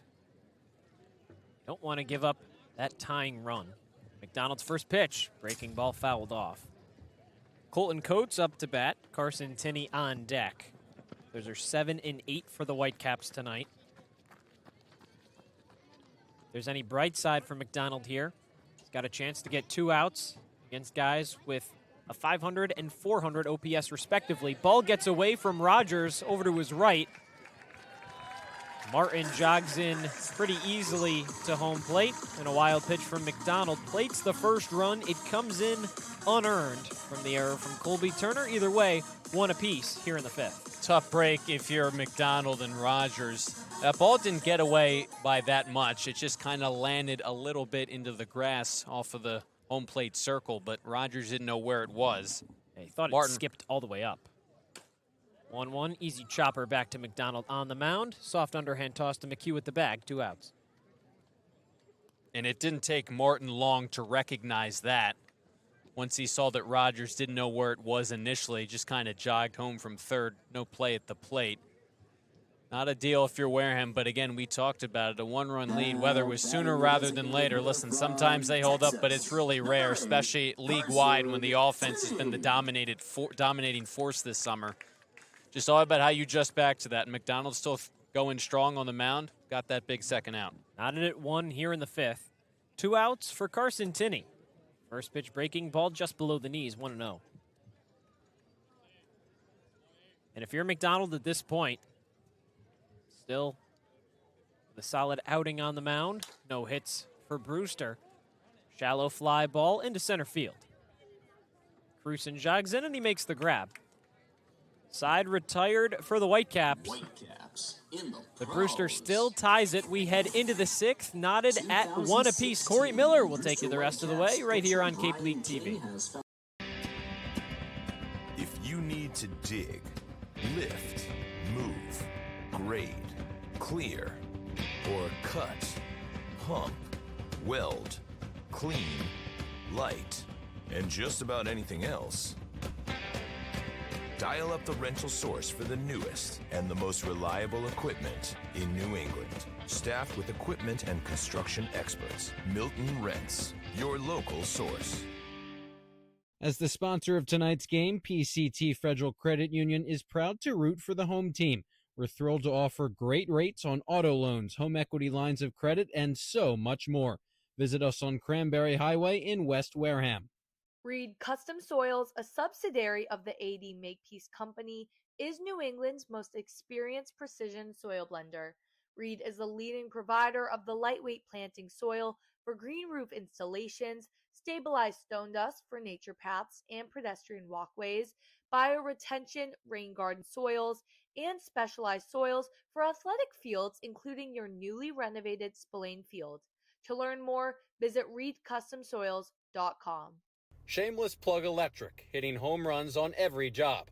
Wareham's top choice for electrical work. Call Shameless Plug Electric.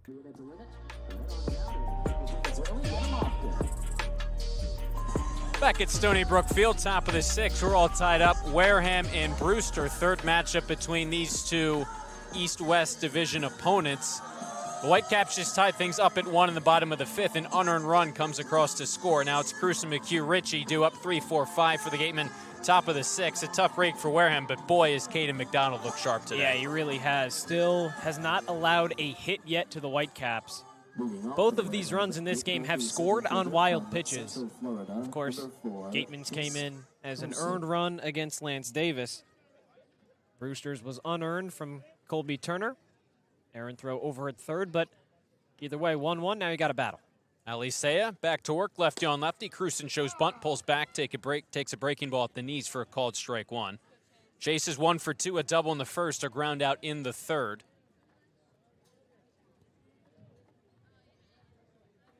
Alisea's pitched 2 scoreless innings, allowed 2 hits, a walk, and 2 strikeouts out of the bullpen. Replaced Davis, who went the 3 innings, 1 earned run. Top of the 6th now, and an 0-1 pitch to Crewson. Breaking ball, misses up. Crewson thought it hit him. Contention now between the home plate umpire. And here comes Ryan Smythe. Mike Griffin saying that did not hit him, got the bat. We saw this play out earlier when Drew Rogers was hit by a pitch. Maybe it looked like it hit the knob of the bat. And now Smythe talking things over with the home plate umpire Griffin. I mean, Chase Crewson was adamant that that ball came up and hit him. Yeah, I mean, he was ready to toss that bat away as soon as the ball crossed home plate, and now the umpires will gather together. I mean, when you're that certain, I mean, obviously Chase Crewson's the only guy that's going to know if that really hit him or not, but it certainly felt like it did. Ryan Smythe's been pretty quick to defend his players all season. Now Crewson takes off his batting glove, trying to hope that there's any remnants of red on his hand to show that that one did ring in up on him. And it is interesting because the one on Rogers, again, it seemed like maybe it hit the knob of the bat. The Gateman caught a break there because it was ruled he was hit by a pitch. Crewson, this time it looked like it caught him on the hand, but the decision's not going to be changed by the umpires. A foul ball and a possible base runner's erased. And the count goes to 0-2.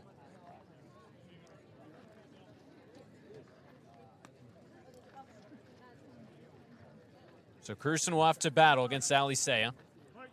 McHugh on deck. Crewson, who came in hitting .304. The 0-2 pitch on the way. Laced down the right field line, but well out of play.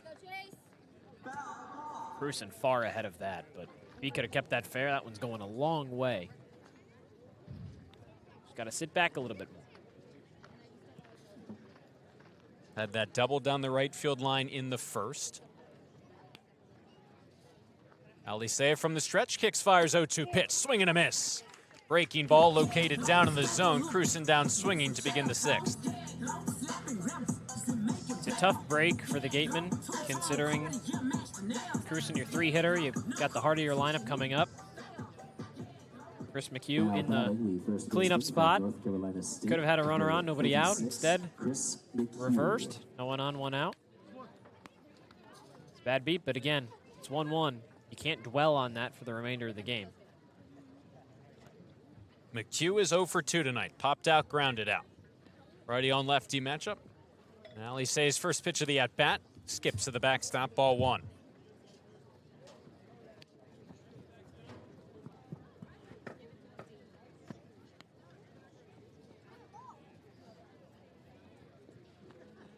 Hugh's been a staple in the cleanup part of this order. After a couple games at the leadoff spot, back in this cleanup position.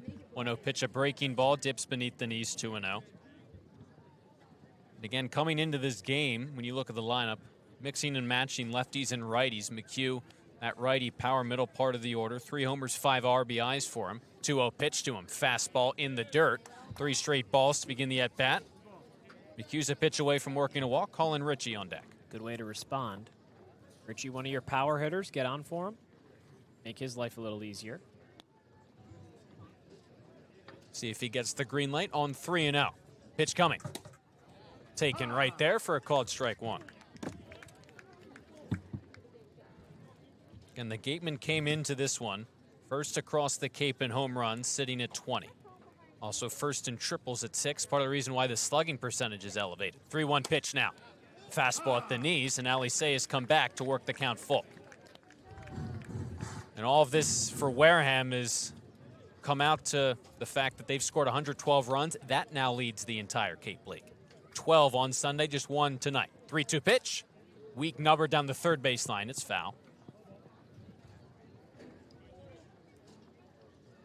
But there have been games across this winning streak, some lower scoring, like Bourne 5-4. They took it over the Braves, and notably Hyannis. That was just a 2-1 game. But then obviously some offensive explosions. 10 runs against Orleans, 12 against Falmouth just 2 days ago.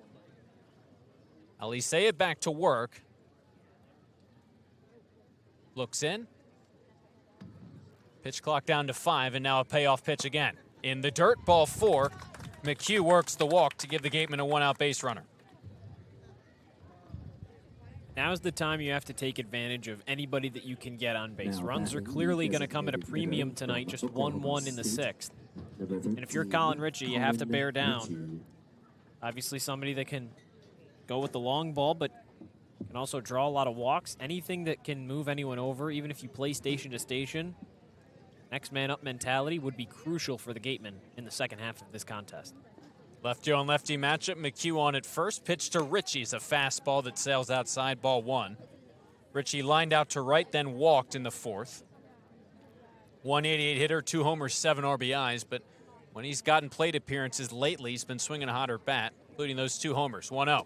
Breaking ball. Checked his swing. Here to the field. Mike Rabideau says he did not go around, so it's quickly 2-0 on the lefty, Ritchie. Sosa was quick to pop up thinking that Ritchie did cross the plane. He stayed out. No mound visit for Alisea. And now if you're Ritchie, you've got a chance to really capitalize on what could be just a fastball down the middle to try and get Alisea back in control. That's probably the most common pitch in baseball, is just something to find the zone. He's already in a hitter's count 2-0. McHugh walked, but It was 3 straight balls to lead off that at bat. He can put anything in play, do some damage. Got a pair of home runs on the season. This would be a great spot to add to that tally, or even just drive something gap to gap. Give the Gatemen the lead right back. In Wareham's first game without Levi Clark, who really has been perhaps the Gatemen's biggest and most consistent offensive contributor, we talked about game at Chatham, first game without Ty Daly. How would Wareham be able to adjust offensively? And despite that 5-game skid in that kind of post-Ty Daly period, the offense did play well, just weren't coming up on the right side of games. But now another big bat loss as he heads back to Tennessee. 2-0 pitch, Richie clobbers one. High in the air, deep to right field. Martin back, he's looking up. Richie on one swing, gives the Gatemen the lead right back. Cory, that's what we call a reverse announcer's jinx. Added to the tally, and the Gatemen are back in front here in the 6th. All thanks to Colin Ritchie. He had the hitters count. He capitalized, lefty on lefty. What a swing. 3-1 Wareham advantage. It felt like kind of a slow burn, the power from Colin Ritchie this summer. It took several games for it to get going, but he has found, it seems like, that power stroke lately. Now 3 homers, 9 RBIs for the lefty, 3-1 Gatemen. Sheehan now, a big swing and a miss, 0-1. And this is a point in the game in the 6th inning where, I mean, as a team-wide, Brewster still without a hit. In a 1-1 game, you don't want to be that team that's struggling to win when you have that type of defensive and pitching performance going on. So getting those 2 runs, crucial for the rest of this game. Fastball missed low and inside, 1-1 on Van Shane. And that's the thing. Obviously, not every game is going to be offensive fireworks, despite the fact that Wareham leads the league in runs. Now 1-1 to Shane. He takes a pitch just above the belt. 2-1. But Wareham's obviously been able to scrap out some wins, notably the Hyannis-Bourne games, and now a similar game today that's been low scoring where the pitching by McDonald's been great and the offense is added on. 2-1 pitch, Shane, a big hack and a miss at a pitch right beneath the knees. It's 2-2. But that's, again, a testament to the fact that over the course of this win streak and the past 6 games or so, everything's been going in tandem, the pitching, the defense, the hitting, putting each other in positions to be successful. A 2-2 to Sheehan. Big swing and a miss. Got him with the pitch beneath the zone. Sheehan down swinging for out number 2 in the top of the 6th. And that's something that Ryan Smythe has talked about a lot this season, is how battle-tested these guys are. And it's come a lot during this past win streak. Now getting hot in the month of July.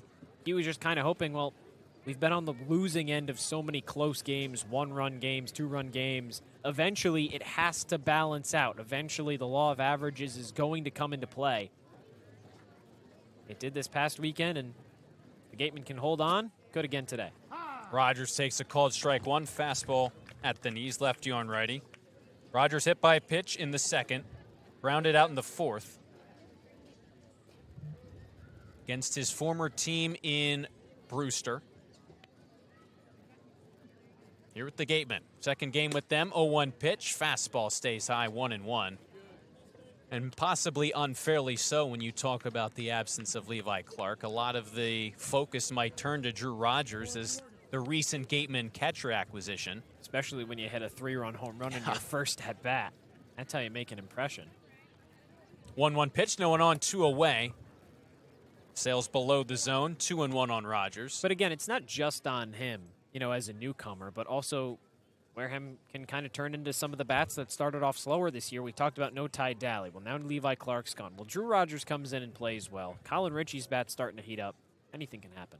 2-1 pitch, a big hack and a miss. 2-2 now on Drew Rogers.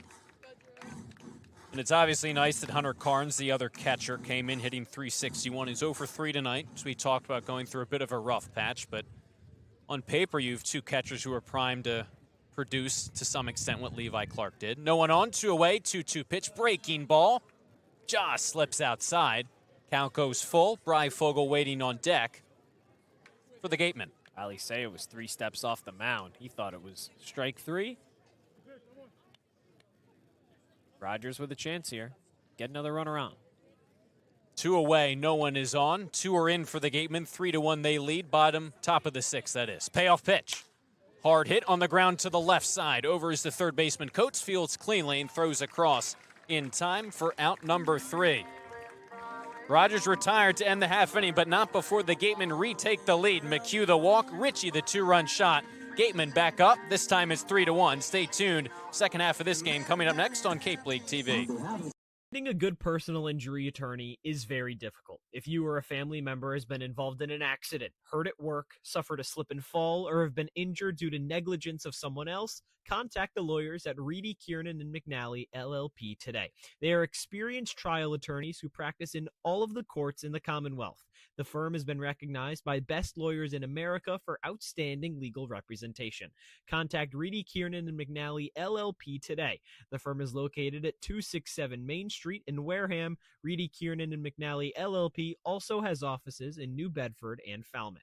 Call 508-295-0286 or visit their website www.rkm-law.com.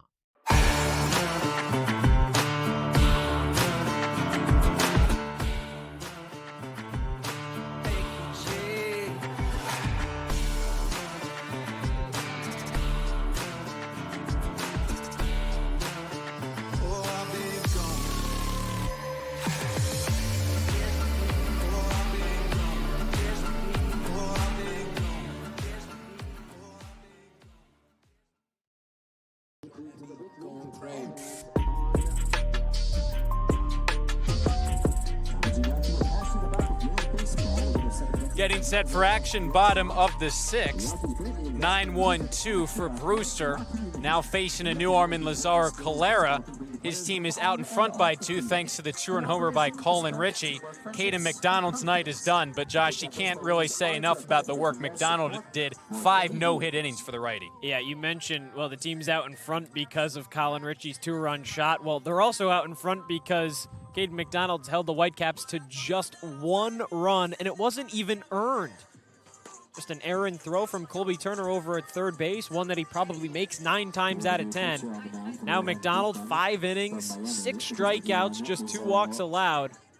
Had a brilliant performance, and now Lazaro Calera, the right-hander from Miami, trying to build off of that and keep Wareham in front in the latter half of this game. And Calera's certainly pitched in some high-leverage spots. Now here in the 6th, his team's up by 2, trying to extend the win streak to 5. Overall, the numbers for Calera: 5 games, all out of the bullpen, 4.50 ERA, a hold, 8 innings pitched, 4 earned runs in total, a walk and 4 strikeouts for the 6'5 righty.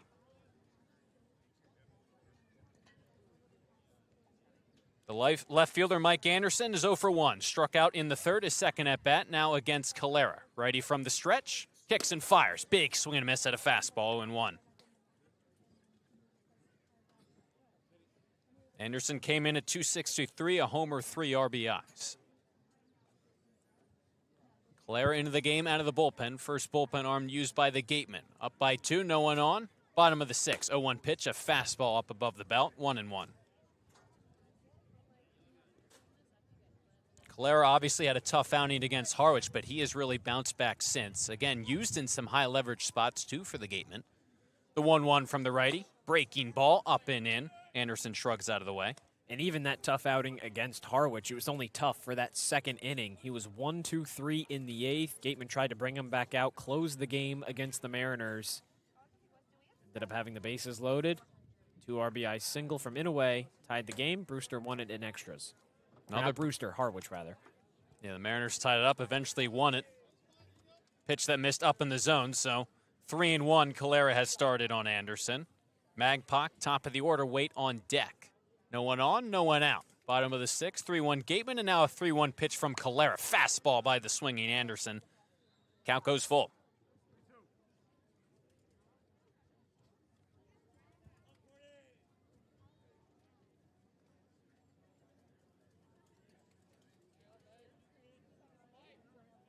From 3-1 to 3-2. Calera looks in as he gets the sign, raises the glove. Here comes the full count pitch. Fastball in there for a called strike 3.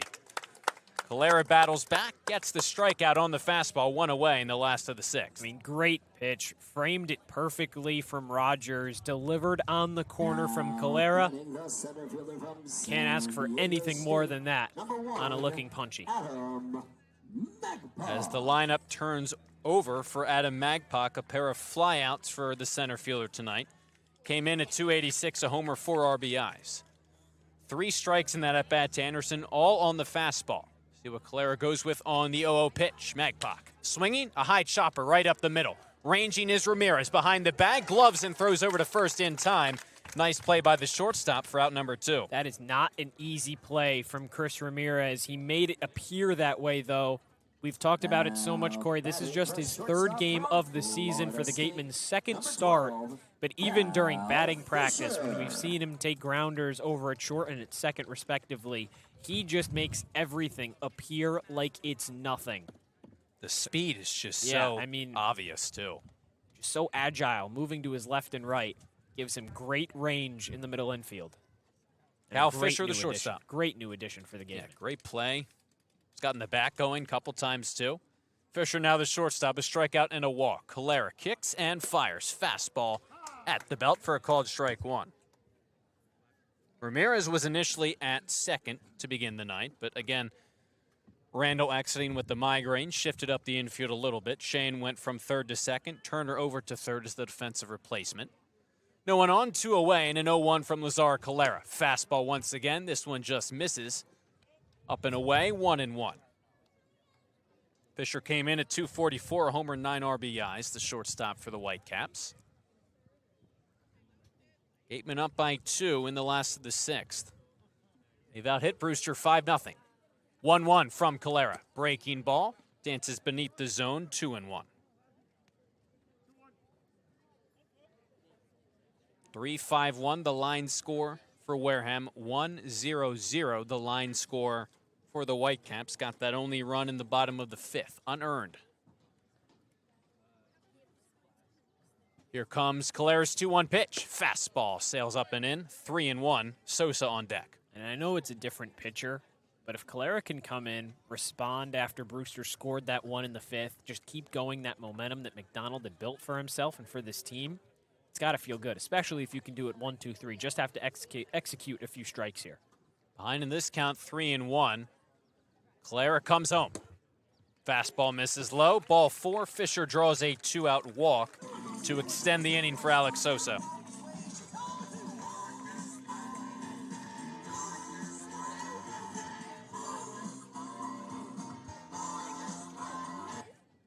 Now batting the catcher. Big spot for the catcher. We've seen him in the middle part of this Whitecaps order when these two teams have played before. Sosa is 0 for 2 tonight, a strikeout and a flyout. Came in hitting just 200. Yeah, but he had a double when these two teams played last week. It was his only hit of the game, but you know that gap-to-gap power is there. He had 10 home runs this past season at NC State as well. Check in on Fisher at first, back standing. Sosa will be headed to Miami this coming spring. From NC State to Miami. 1 point was rated the number 6 catching prospect in the MLB draft. It's a chance here with this team down by 2 in the bottom of the 6th. Third baseman Turner playing closer to the shortstop side. Runner on at first, 2 away. Calera's first pitch to Sosa is a fastball that zips high and outside, 1-0. We've talked about this draft, the MLB draft that just happened. Sosa's a name that could definitely be heard in the early portion of next year's 2026 eligible. Potential top 100 pick, first 3 rounds. And the count 1-0. Calera's pitch, a fastball lined into left field. Carnes shading over into the gap. He's there and gloves it for out number 3. No runs, no hits, 1 runner left on for the Whitecaps. We played 6 here at Stony Brook Field. Gatemen up by a pair, 3-1. Stay tuned to Cape League TV. Law. Live, life, law. Covering all residential and commercial real estate matters. You live life to the fullest and let us sync law. That's synklaw.com. Sync with an I, not a Y. Be selfish. We represent only you. Sports Turf Specialties has set the standard for high-quality natural grass athletic field construction. As a full-service athletic field construction company, we specialize in design, build, and renovation of native soil, modified soil, and sand-based athletic fields. Our team will provide you with superior quality, expert guidance, and continuing support long after the completion of our project. We are proud to have built the infield for the Wareham Gatemen field. Go Gatemen. If you can dream it, if you can cruise in it, if you can summer in it, fish from it, or take it for a day at the beach, we can protect it. The Baldwin Group, protecting the possible.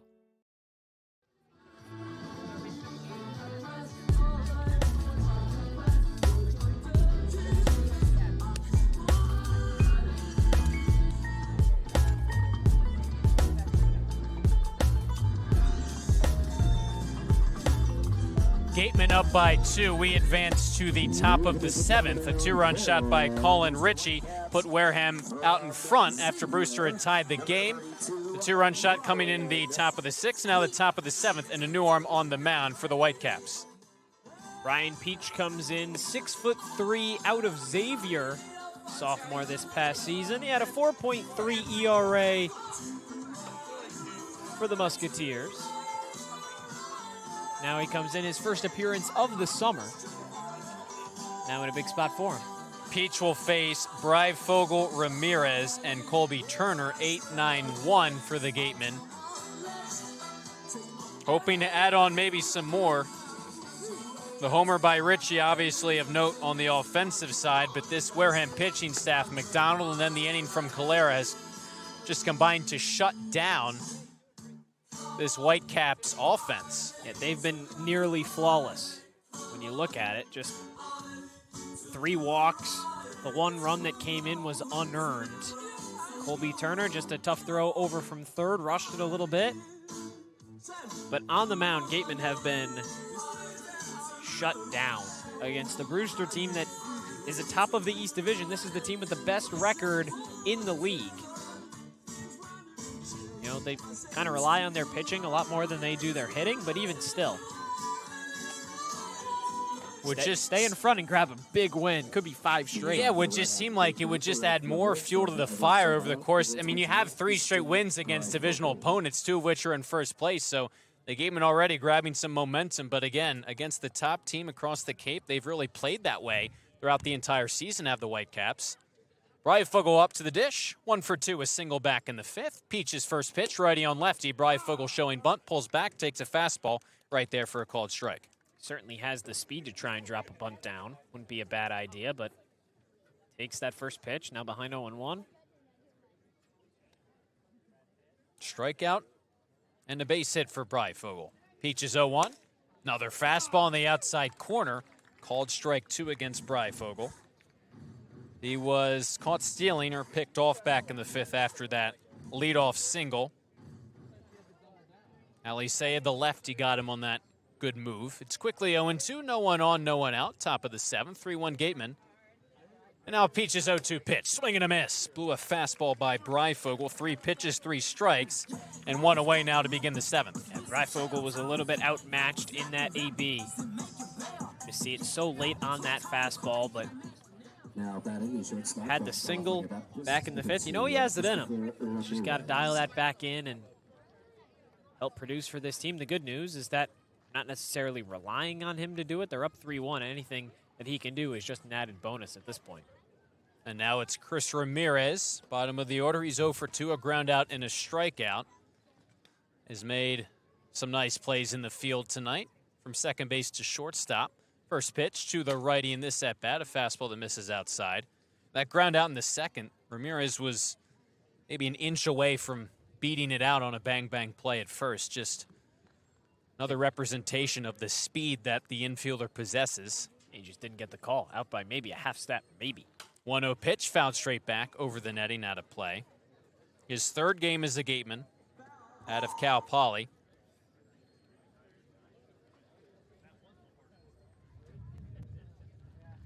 The Gatemen have had a lot of consistent faces, especially in that middle infielder with Shane and Randall anchoring the shortstop and second base positions respectively. A 1-1 pitch. Breaking ball winds in there, called strike.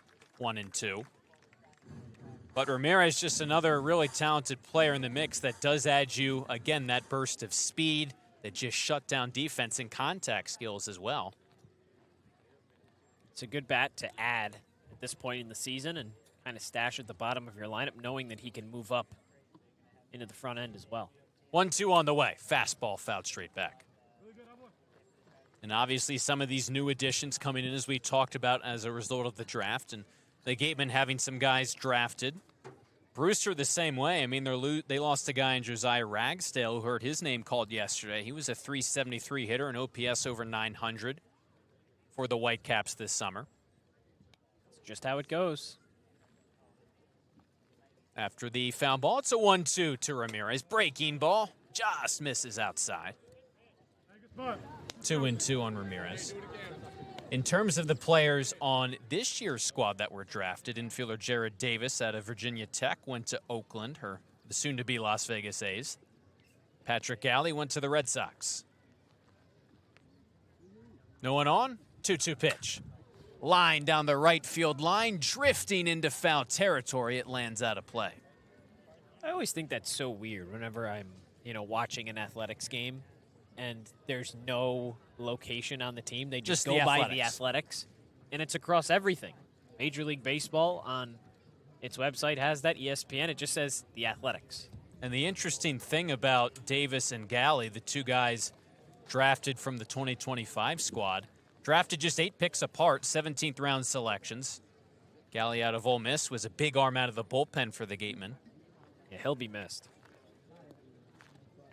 ERA beneath 2 for the righty. Good at bat right here, Ramirez is putting together. Pitch number 7 on the way from Peach. Laced into right field, it falls in front of Martin for a base hit.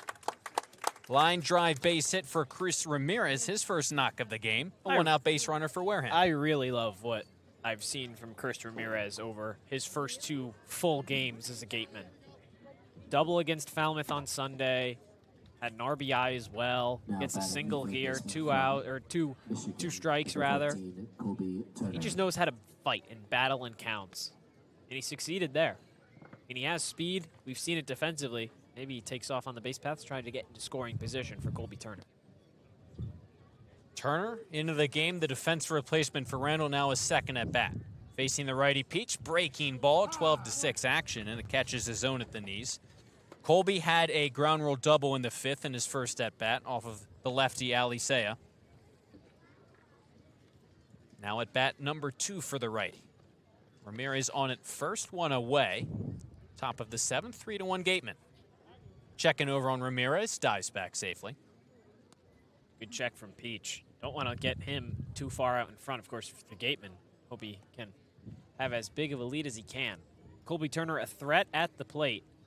Also, you have a threat on the base paths as well. Could make Turner's job a little easier. Gatemen hoping for more insurance here in the 7th. 0-1, fastball way high.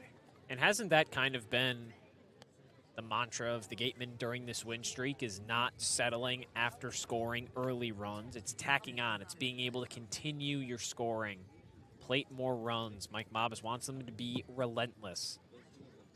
It's another great chance to. Ramirez on it first, 1 out. 1-1 to Turner. Half-hearted swing, broke the plane. It's a called strike anyway. The fastball caught the zone at the belt. Turner behind in the count, 1-2. Ramirez, no action, no movement over at first after he just got on with the base hit. Plenty of speed, though, for the infielder. He's got a big lead. Peach kicks and deals, 1-2 pitch. Breaking ball, sent in the air to left field. Anderson started in, now jogging back, backpedaling, and makes a nice catch. Turner gave it a ride, hard hit on a breaking ball.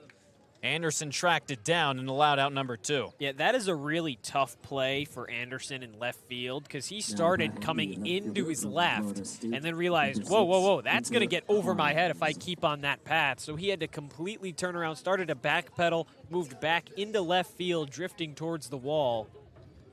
He got under it, but made it a lot more difficult for himself than it really should have been. So now 2 away for Hunter Carnes. Runner still on at first to check in on that runner, Ramirez, who dives back safely.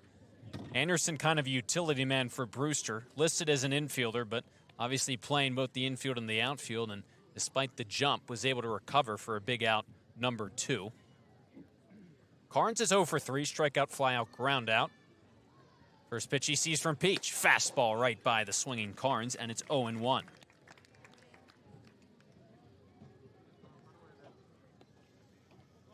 Gatemen got a run in the second to strike first. Brewster tied it up in the 5th with a run of their own. 2 for the Gatemen on the 2-run shot by Colin Ritchie in the 6th. That's where we stand now. Runner on at first. Ramirez has to dive back. That one's out of the glove of the first baseman, Priest, but Ramirez will stay there on the pickoff attempt. Ramirez I don't think he knew that one got away from Priest, because if he saw it immediately, he would have been dashing down to second. Just a late realization. That's why he had to stay at the bag.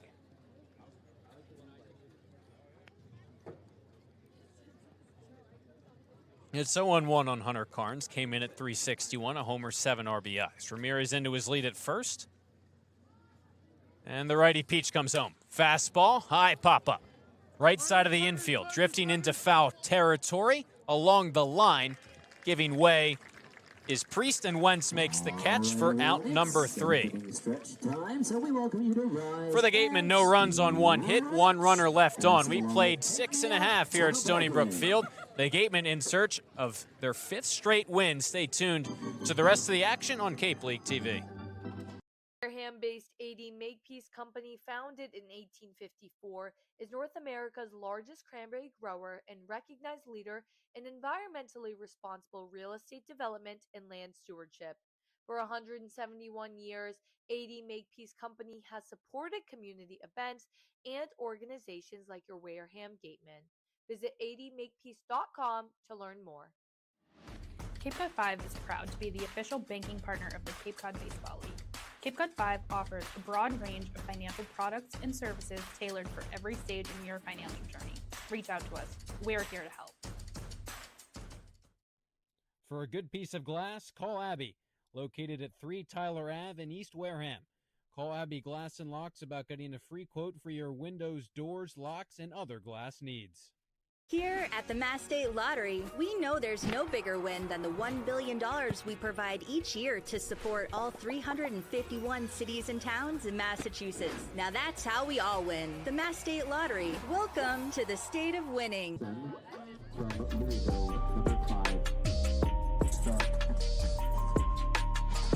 This Wareham pitching staff has been phenomenal. Not a single Whitecaps hit so far tonight. It was McDonald and Calera combined for those 6 innings, and now it's the lefty Ty Stark. Got the save against Hyannis on Saturday. He takes over for the bottom of the 7th. Really up what Brewster has had to face over these first 6 innings. Caden McDonald, hard-throwing righty that has a lot of movement with his breaking ball. Lazaro Calera, another hard-throwing righty, but he's going to try and overpower you with his fastball a lot more often. Now you get Ty Stark, who will be lucky to touch about 85, 86 on a good day. But that's because he just is a pitcher that locates well. He has a great arsenal of off-speed pitches and can locate and paint the zone like a perfect pitcher. So now really switching up what Brewster has kind of been accustomed to over these first 6 innings, and a great opportunity for the lefty to not only keep the hitless streak going, but just get the Gatemen 1 inning closer to the 5th straight win of the season. The ERA for Stark entering plays at 5.79. Against Hyannis, again, picked up the save, made things a little bit interesting. An inning of work, 2 hits allowed. An earned run came in. The Gatemen had that insurance run, so it went from 3-1 to 3-2, but nonetheless locked down the save to give the Gatemen that huge 3-2 win over Hyannis. Yeah, this is the 2nd time this season he'll be pitching against Brewster. The first was in that 5-2 loss, but he went 2/3 of an inning, struck out 1. No hits, no runs, no walks. Pitched well, now hoping to carry that over for a full inning of action here. Facing Wentz, second baseman, the cleanup man. A walk and a ground out for him, a big hacking, a weak grounder foul to begin the bottom of the 7th. Wentz, then Martin, then Priest, 4, 5, 6 for the Whitecaps.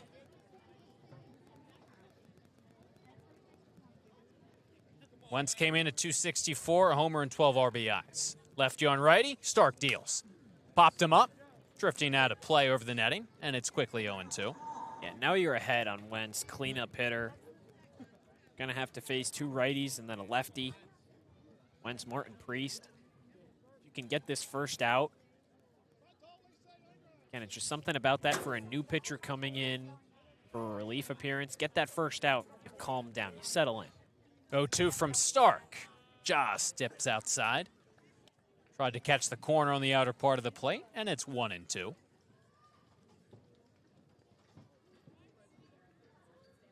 In this pitcher's duel so far tonight, the Gatemen have 6 hits. They lead by 2, bottom of the 7th. Stark on the mound, his 1-2 pitch. Foul tip, hung on to by Rogers behind the plate. Wentz down swinging to begin the last of the 7th. There's your first out. There's your strikeout. Martin reached on that error in the 5th from Colby Turner. Something that Caden McDonald obviously not happy about, to concede that run. Martin came around to score. It's Brewster's only run of the game. He's got to feel some confidence knowing that he came around to score. Shut him down here. Martin swings at that first pitch and pops it foul out of play down the first baseline. Reached on the air by Colby Turner, who was just into the game as a defensive replacement. Also struck out, so he's 0 for 2. Martin, a .250 hitter this summer, a homer and 9 RBIs. Whitecaps not really a power hitting team necessarily. 14 homers, tied for 5th, midway point in the league. 0-1 pitch to him. Slips inside 1-1, but they are first in doubles, 37 of them, first across the league. Off of that 8-3 loss to the Firebirds on Sunday. Before that, they'd won 5 straight, including one against this Gatemen team on the road. A 1-1 pitch from Stark. The lefty slings one just beneath the zone at the knees, 2-1.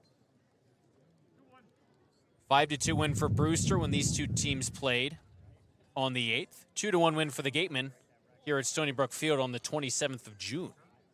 Third matchup between these two squads. 2-1 pitch, popped up. McHugh drifting into foul territory, and it lands foul just inside of the fence to the right of the right field line. 2-2. Yeah, he lost that one in the air. McHugh did. He overran it, thought it was going towards the stone dust near the Gatemen dugout. The wind kind of took that one back into the grass in foul territory. Tough break for him, but not a whole lot he can do when he's not only trying to track a ball over his head, fighting the sun, he's also fighting the elements. You could hear Rogers yelling that he had room there, but obviously the sun, the wind, as you mentioned. Tough play, so now it's 2-2. No one on, one out. Stark kicks and deals. Another pop foul out of play.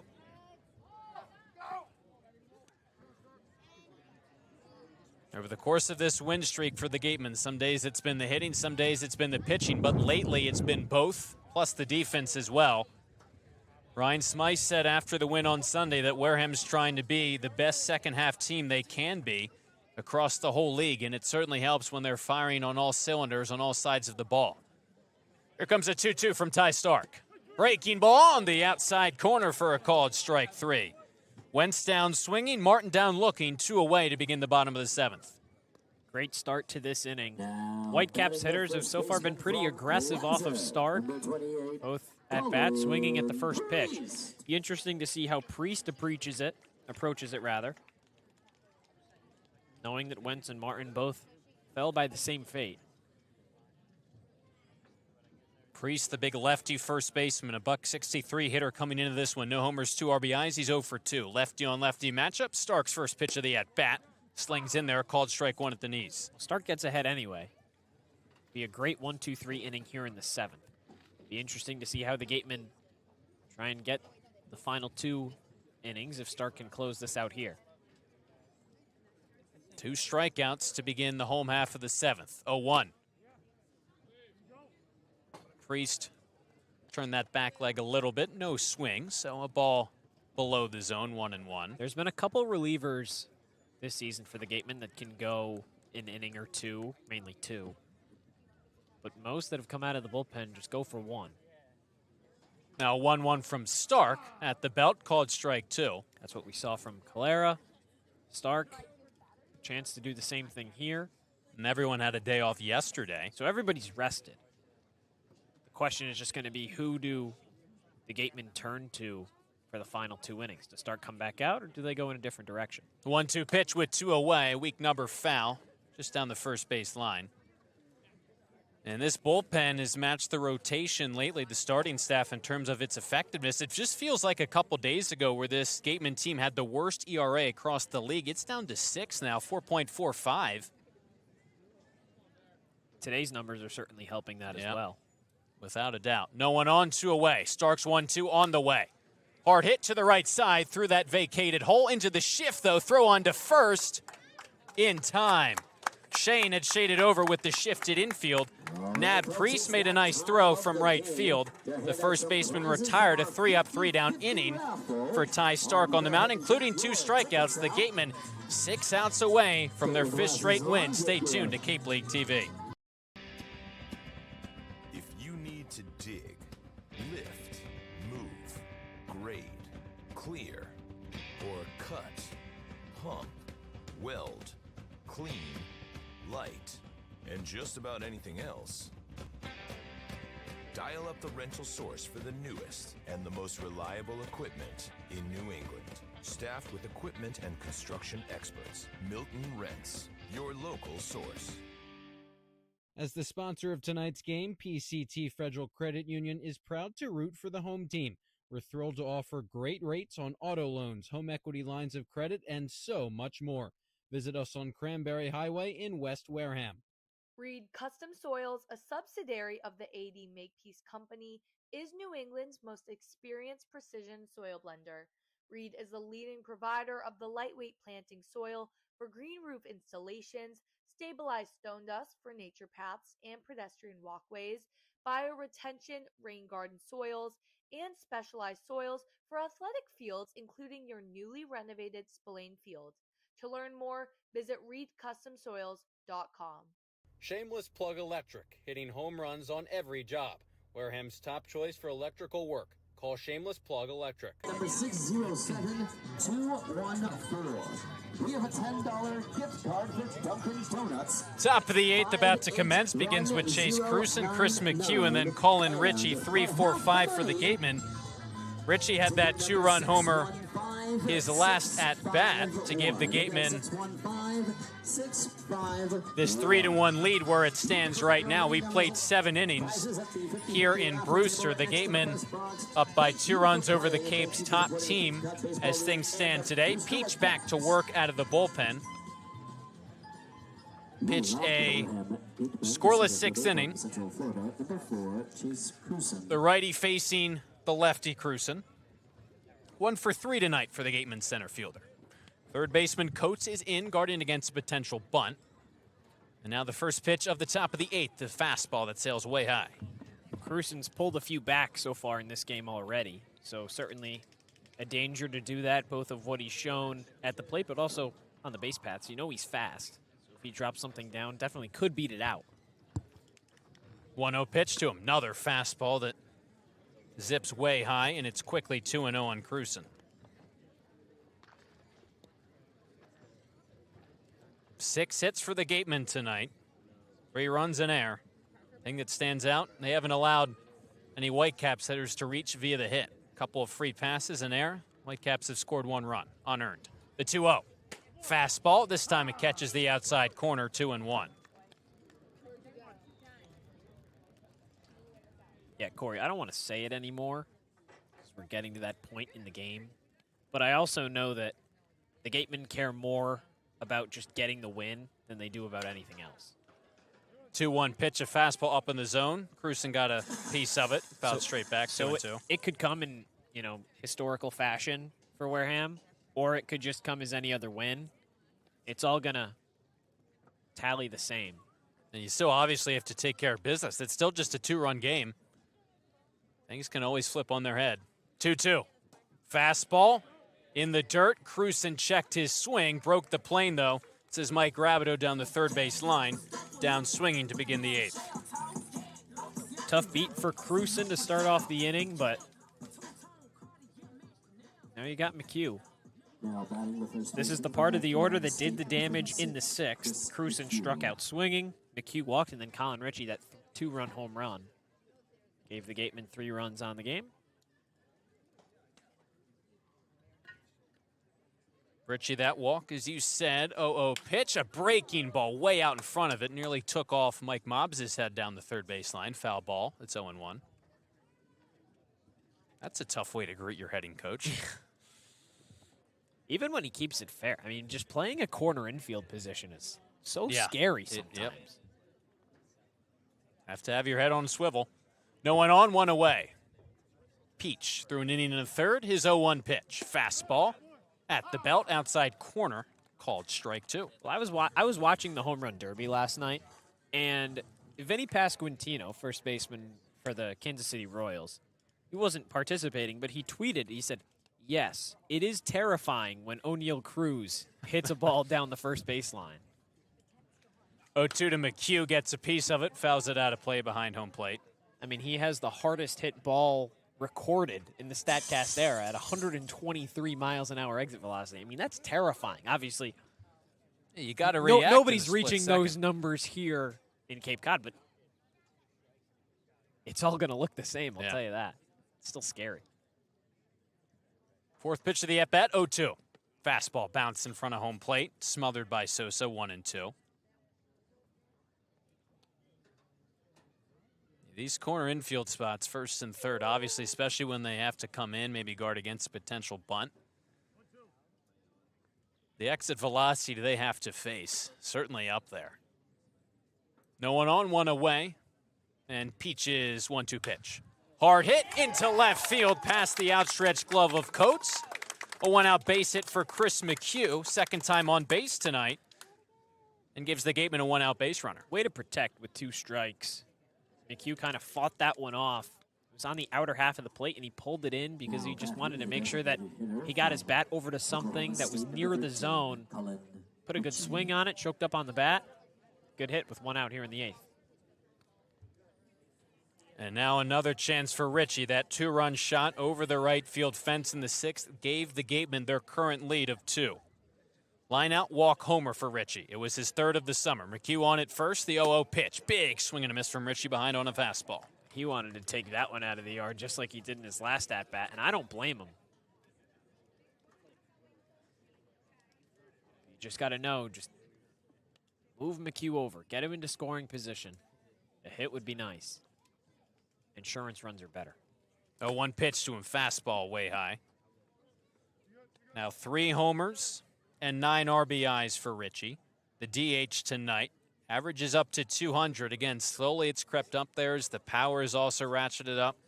Just like Colby Turner had that slump, but now he's swinging a hot bat. The 1-1 to him. Another fastball. This one up at his chest, and it's 2-1. The plate discipline's definitely been there for most this summer for Ritchie. Always a guy who drew his walks, has one tonight, but again, he's found the swing here right around mid-season. McHugh on it first after the single. 1 out and a 2-1 to Ritchie. A breaking ball that slithers outside. 3-1 on the Gateman DH. Van Shayen waiting on deck. Yeah, he's reached safely in his last 2 at-bats in the 4th and the 6th. Shayen had that double in the 2nd. He struck out twice since then, but another guy in the Gateman order that helped do some damage. Does Ritchie have the green light? 3-1 pitch to him. Fastball. Swung out of his shoes on that one. Wanted another homer. Count goes full. Now you got to protect the plate, but you also don't want to offer it anything that you're going to regret. Obviously, that's a lot easier said than done, but Ritchie has a good eye. He's shown it all season. Here's a great opportunity to get on base safely here. Payoff pitch coming with McHugh on it first. 1 away.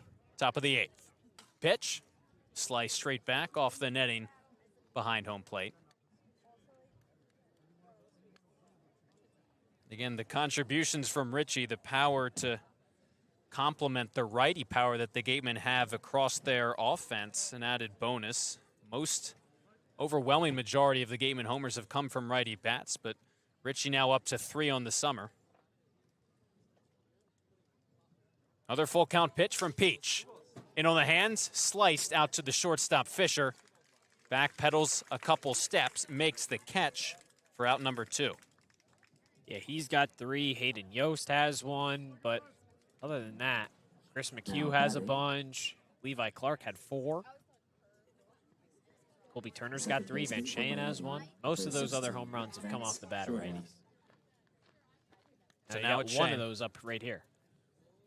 Shane, yeah, who's been swinging a hotter bat. Double in the second. Just the 1 homer earlier in the season. 2 strikeouts since the double, but he's contributed with some pop. First pitch of the at-bat, a breaking ball, slices below the knees, 1-0. But again, Cory, his batting average came in today at 171. He's up to 210 as it stands going into this at-bat. He's played really well this week. 1-0 pitch, a breaking ball that catches the inside corner. And yeah, there's obviously some turnover day in, day out. For the Gatemen, they have a lot of position players they can use, but over the past week or so, Shane has really been that consistent name in the lineup. Part of that's been his defense. We've talked about that. It's been really exceptional. 1-1 pitch to him. McHugh on at first. A high bouncer down the third base line. Going to be a tough play. Coach charging, barehanded opportunity, but Shane's going to beat it out. Well, there's the speed. And that was just a soft tap. And Coates was playing so far back. You know, of course, he has to with the righty and 2 outs. No one's going to drop a bunt down. I mean, that was as good of a swinging bunt as you'll ever see from Van Shane. And now Rogers, hit by pitch, 0 for 2 since in his homecoming here to Brewster. His second game as a Gateman, his first game back to Stony Brook Field. How great would it be for him to break this game open? Trying to put this contest out of reach. A guy who was released by the Whitecaps, hit 167, a homer, 3 RBIs in 9 games for Brewster. 2 are on for him. McHugh on at second, Shane on at first. 2 singles. 2 are out for the righty Ryan Peach. After a homer in his first at-bat as a Gateman yesterday, Rogers takes a breaking ball right at the knees, called strike. You can just plate one of these runs. You got 2 outs, so runners are going to go on the crack of the bat. If you can hit something to the outfield, get that 4th run across, get yourself a 3-run cushion, that'd be huge.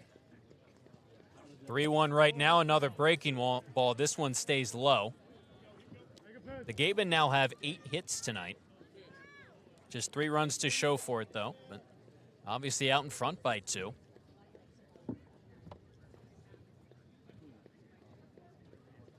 1-1 on Drew Rogers. Pitch from Peach. 3rd straight breaking ball. This time it stays up above the zone. Missed inside as well, and it's 2-1. Hitters count for Rogers.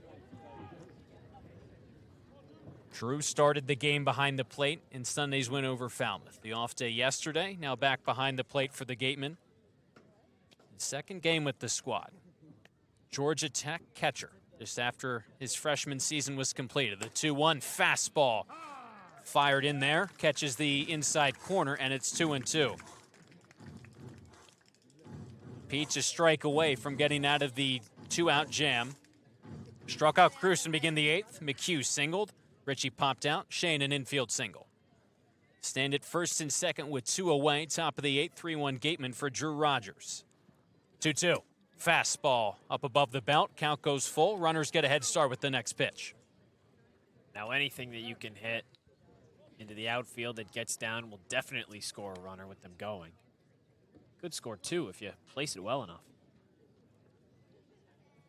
Rogers trying to put this game on ice against his former team. Second game is the Gatemen. Waiting on the full count pitch. Runners take off. Swing and a miss.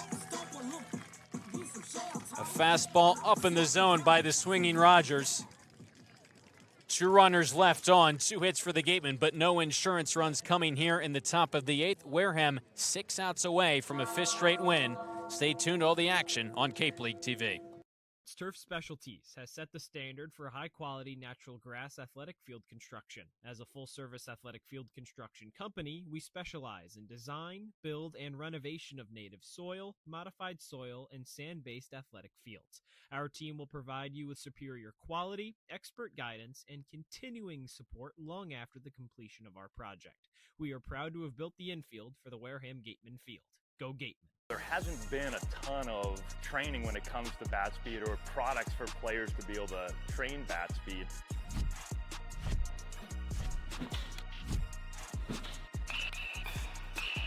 You can improve your bat speed and reach your goals working 10 to 15 minutes a day on this a couple of times a week. That's a no-brainer for every player.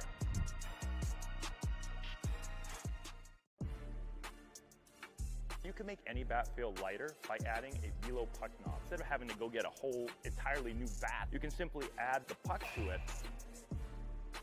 Players can use this with any bat. It's basically going to shift the weight of the bat a little bit more towards the hands. Players are able to hit the ball a lot harder just by simply adding the puck on.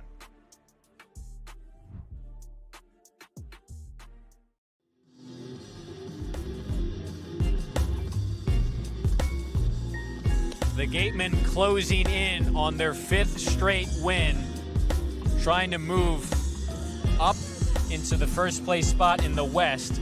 At the moment, though, it's Shea Went. We've seen 3 relievers now for the Gatemen. He's the 3rd. Last pitch, a really solid inning of scoreless work against Hyannis on Saturday. And he did, and he helped close that game out. He wasn't the closer, but had a great inning of setup baseball to help prevent Hyannis from doing any more damage at that point. Gatemen had a 2-run cushion, then Ty Stark gave up the 1 run in the 9th, came away with the 3-2 win. But if you're Went, for a majority of this season, it hasn't been the hits that have necessarily burned him. It's been a lot of walks. When you look at it, total, he's got 8 of them this season. In college, he had more walks than innings pitched. And yeah, there's a no-no going on right now, but we've talked about it, Cory. The Gatemen are going to care a lot more about coming away with this game with a win and grabbing the 5th straight, getting to 1 game below 500, than they are about a no-hitter going on right now. It's more important to them to get the win. And so even if Went keeps Brewster out of that column, there's still a lot more work to be done because this is still a close game. And it starts with Coates 7-8-9. Has to duck out of the way of that breaking ball that missed up and in. 7-8-9 starting with Coates to begin the last of the 8th. We look at some other scores. Bourne is beating Falmouth. Whitey and Hyannis are tied in the 5th. Now a 1-0 from Went. Fastball. Misses inside. 2-0 on Coates. Again, Wareham entered this one a point behind both Hyannis and Falmouth, so as things would stand, they could leapfrog the Commodores, but if Hyannis comes out to win, they'd still be behind them. It's a 2-0 pitch to Colton Coates. 0 for 2 tonight. Watches that fastball missed low. 3 straight balls to open up the bottom of the 8th. Well, if Hyannis tied and Wareham won, they would actually be tied for 2nd. Gatemen just a point behind the Harbor Hawks as it stands. Now you get a point for a tie, 2 points for a win. Still. That one catches his own on the 3-0 offering, so 3-1 on Coates. Again, 0 for 2, a strikeout and a ground out.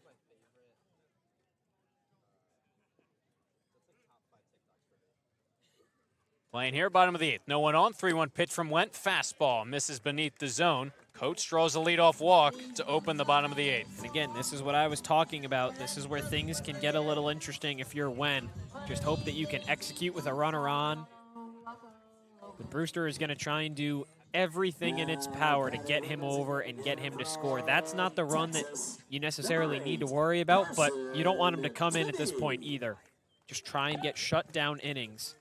The good news, Carson Tinney came in batting under 100 at just 0.93. That total just keeps on declining so far tonight. He's 0 for 2, a pair of flyouts. Runner on at first, pitch to Tinney, fastball way up over Rogers. No chance to glove that one. Easy advance for Coates into scoring position. Important to note a couple defensive changes for the Gatemen. Hayden Yost into the game And he switches places with Chase Cruson. So Yost in center, Cruson in left. Carnes out of the game. Again, Wareham trying to get their best defensive options in the outfield. Eric Luxus, after some wild pitches from Went, out to talk things over with the righty. Yeah, at that point, Hunter Carnes is, giving you a lot offensively so far this season. Tonight, he's 0 for 4. So if you feel like offensively you've scored enough runs, you trust your pitching staff on the mound, you can afford to make those changes, and you have a 2-run cushion at this point. Defense has been great, except for Colby Turner, just the one errant throw. It's how Brewster has scored the only run of the game for the Whitecaps so far.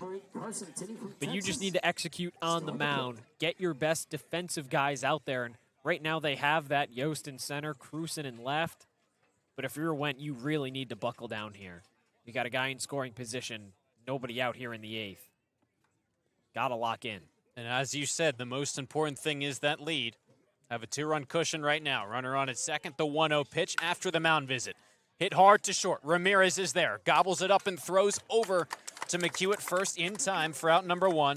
No advance from Coates, and Went gets a big out. So now you got Tinney out. That's probably the only easy, quote-unquote, out that you're going to get for the rest of the game. Got Mike Anderson, came in hitting 263, and then you dish it back over to the top of the Whitecaps order. If you can hold this 2-run lead going into the 9th, it's going to be a lot easier than just 1. Pitch to Anderson. Fastball on the outside corner, called strike 1. Went, hopefully, has relocated the zone here after the mound visit. A guy who earned, it seems like, another hold situation late in the game the way he pitched against Hyannis. Runner on at second, 1 out. Went comes home on the 0-1. Fastball up in the zone. Going around on the swing was Anderson. It's 0-2. Yeah, and his ERA is down below 4 at this point. It's at 3.97. So he hasn't pitched bad. He hasn't given up a whole lot of runs, except for, 1 or 2 outings, but it's just been the walks. It's been traffic on the base paths. He's got out of it, but eventually that luck can run out. 0-2 pitch. Fastball just misses outside. I mean, his inning against the Harbor Hawks was pretty textbook. Oh, it was perfect. Threw an inning in the 8th. 1 strikeout, just breezed by the Hyannis hitters. Well, you started the season, 2 1/3, 4 hits, 5 runs against Chatham, just 3 earned, but since then it's gotten better and better. 1-2. Up and away with a fastball. And it's 2-2. Josh said it's Anderson, then Magpok, 9, then 1. There's 1 out here in the last of the 8th. Gatemen lead by 2. You're on Cape League TV alongside Josh Richardson. I'm Cory Miller. 1 out, 4 went. Out of the bullpen, first inning of work. Is 2-2 to the left fielder Anderson. Fastball on the outside corner, called strike 3. Perfect pitch. That was beautiful from Shea Went, and now you got 2 outs. Coates is going to be off on the crack of the bat. Magpok has hit 2 balls into pretty deep parts of the outfield, but nothing to show for it. Just hope you can get him out once again here and move into the 9th. Still up by 2. Magpok is 0 for 3 tonight. 2 flyouts, a ground out. Coates on at second. 0-0 pitch from Went. Fastball inside part of the plate. Magpok has to dance out of the way of that one. 1-0. Went's been throwing a lively fastball, just trying to locate it consistently. Yeah, he has, and that's just not where Rogers wanted it. Wanted it closer on the outer half, and Went just kind of yanked it a little bit there. Most of the times it's going to be an easy catch for Rogers. It just dipped out of his glove. Playing here, bottom of the 8th. Gatemen 4 outs away from a win. Another pitch, fastball inside corner, misses once again. 2-0 on the Whitecaps leadoff man. He's working in the lower 90s. That was a 91. So he has the speed on it. He just needs to locate it. Even if he takes a little bit off, but can execute it well for a strike, wouldn't be a bad idea. Check going on the runner at second. Coates back in a hurry, slides back in safely, went to Ramirez. Unsuccessful in the pickoff attempt. It's 2-0 on Magpok. Turner, the third baseman, a couple steps in, even with the bag. Magpok, plenty of speed. Has the count in his favor, 2-0, 2 outs, bottom of the 8th. Runner on at second. Gatemen up by 2. Went, kick steals on the 2-0 pitch. Slice down the left field line. It's out of play. Now 2-1. Now you got that first strike, and Just keep on battling here. Better spot than you were, but got to keep trying to execute. Trust your defense. Now Turner's nearly on the grass. Count's gone from 2-0 to 2-1. Went checks the runner and deals home. Fastball upstairs, 3-1 on Magpok. Waiting on deck is the righty Cal Fisher. You don't want to walk Magpok here. That would represent the tying run on the base paths.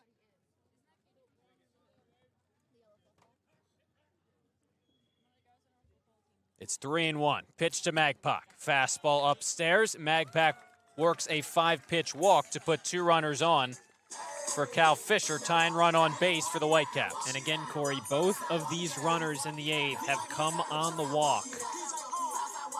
It hasn't been hits that have burned Wendt this year. It's just been not having the ability to locate pitches where he wants them. That's where a majority of the damage has come against him.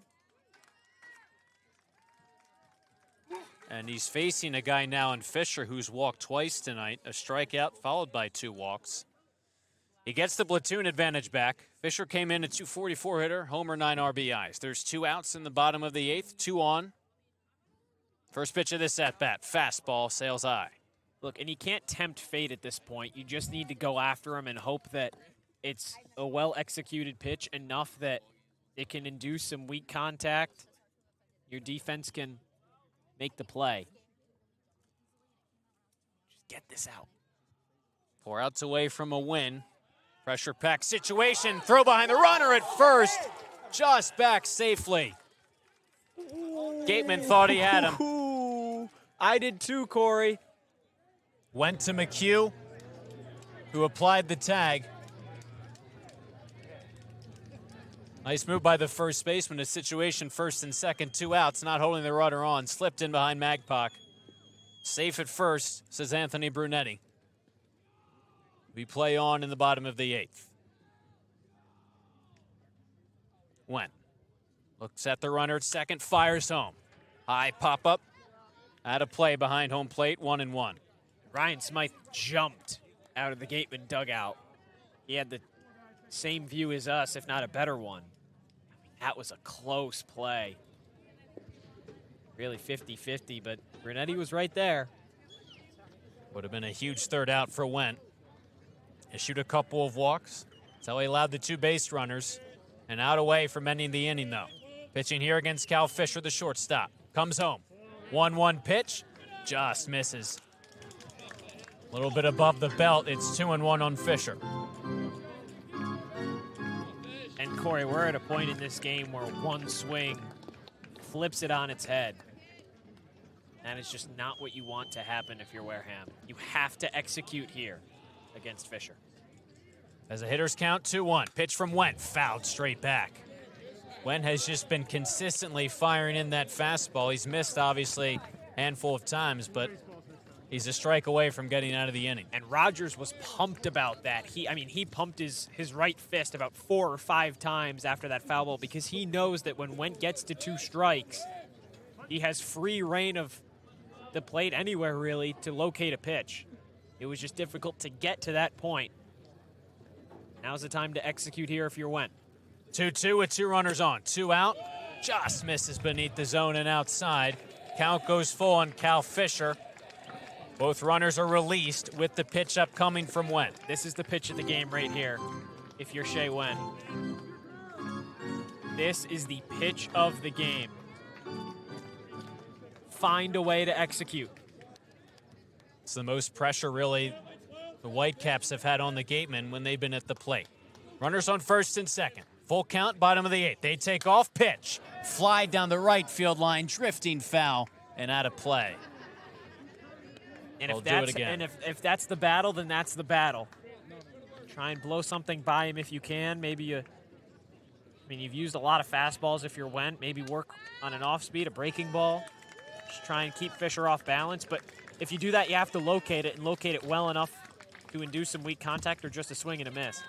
It's going to be tough to try and overpower Fisher. He's fouled off a few fastballs already. And Wendt get out of the inning.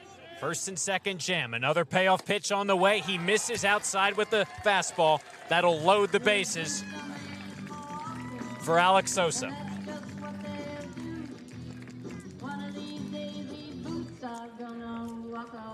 Rogers immediately out to the mound to talk things over. Here comes Eric Luxus to join them. I wouldn't be surprised if we see a change here and just hope for a 4-out save, and it looks like that's what Luxus is going to do. He signals to the bullpen. Shea Went got 2 outs, but mixed in between them, 3 walks. He leaves with the bases loaded. The Gatemen still an out away from getting out of the inning. TJ Schlager will hope to get that final out. The Gatemen still 4 outs away, clinging to a 2-run lead. Bases loaded for the Whitecaps when we come back. Here at the Mass State Lottery, we're known for our monster wins. But there's no bigger win than the $1 billion we provide each year to support all 351 cities and towns in Massachusetts. In our game, we know that supporting local businesses and helping communities is how we all win. Because at the lottery, we're all playing for the home team. The Mass State Lottery. Welcome to the state of winning. A+ repairs smartphones, tablets, game consoles, and computers. Get it done right the first time. Cape Cod Central Railroad is proud to sponsor the Wareham Gatemen for the 2nd year in a row. Experience the scenic beauty of Cape Cod like never before. Journey through picturesque marshes, cranberry bogs, and dunes on our historic rail line. Whether you're savoring a 5-course gourmet dinner, enjoying a Sunday brunch with a live jazz band, or bringing the family on a narrated excursion, there's a ride for everyone. Departing from Hyannis and Buzzards Bay, visit capetrain.com to book your ride today.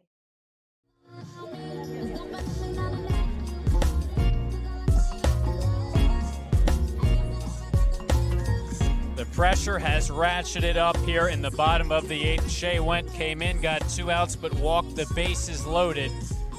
That brings in TJ Schlager. The Gatemen go to the bullpen. They need just 1 more out to escape the 8th inning. The lefty Sosa will bat against Schlager.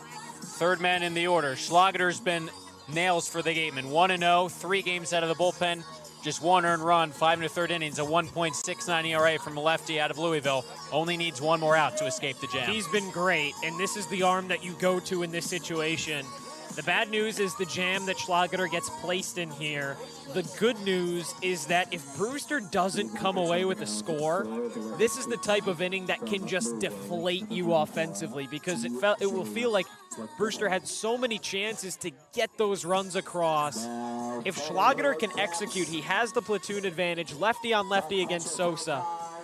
Sosa obviously not a very high batting average this summer. He entered at 200. He's down with an 0-for-3 performance today, but he had a double against the Gatemen last time out a week ago today, so you don't want to count him out. You have to execute if you're Schlager here. Bases loaded, nowhere to put him. Just throw strikes and trust your defense. Lefty on lefty matchup. The tying run is on at second now for TJ Schlager. First pitch to the lefty. Chopper back up the middle. It's through for a base hit. A run scores. Here comes Magpok. He'll come in to score. This game's tied at 3. With 1 swing of the bat, the no-hitter is out the door, and as so is the the lead. lead. 3-3 game here at Stony Brook Field. Well, that's a tough break. It was a good pitch from Schlager. It induced some weak contact, but just right back up the middle. Credit Sosa, he put it in a great spot. That's just a tough break. Fisher, who was on at first, moved up 90 feet. He's at second. That is the go-ahead run for the Whitecaps. Those 2 runs will be charged to Shea Went. First hit of the night for the Whitecaps. Ties this game at 3 off the bat of Sosa. Schlager's first pitch now to Dalton Wentz. A breaking ball catches the inside corner, 0-1. And we were talking about Josh Shea, obviously would have been great for a Gatemen no-hitter. They haven't had one since 1964. But what was more important was securing their 5th straight win. Game now tied up at 3. 0-1 pitch. Bends in there at the knees on a breaking ball, 0-2. And now obviously a chance to retake the lead if Schlager can get out of this inning, but would have been a whole lot more simple if they were able to get out of this unscathed. It would have been nice. Would have been 3 outs away from a win. 2 runners on, 0-2 pitch, 2 in for the Whitecaps. Fastball zips inside, 1-2 on Wentz. And those both get charged to Shea Went. And again, another one of those situations, Corey, I talked about it. Went has been burned on walks this summer. He didn't give up a hit. All 3 of those base runners came on because he walked them. 1-2 now. Fastball fouled straight back, off the netting, out of play. In a game for Wareham that never really felt like they were in a ton of pressure-packed situations because the pitching had been so dominant. Besides the 1 run for Brewster, they really hadn't gotten a guy into scoring position throughout this entire game. But things just kind of unraveled in the 8th for Wareham. Breaking ball, sails up and outside. Easy take for Wentz. He's worked the count even at 2-2. And obviously the Gatemen can go back to work in the top half of the 9th, but again, a game that could be tough to win. The limited extra innings, obviously. 2 runners still on. Counts even at 2-2. Pitch from Schlager. Breaking ball hit on the ground. Diving stop by Turner at third. Gets to his knees. Fires to first. It's high. McHugh had to jump off the bag.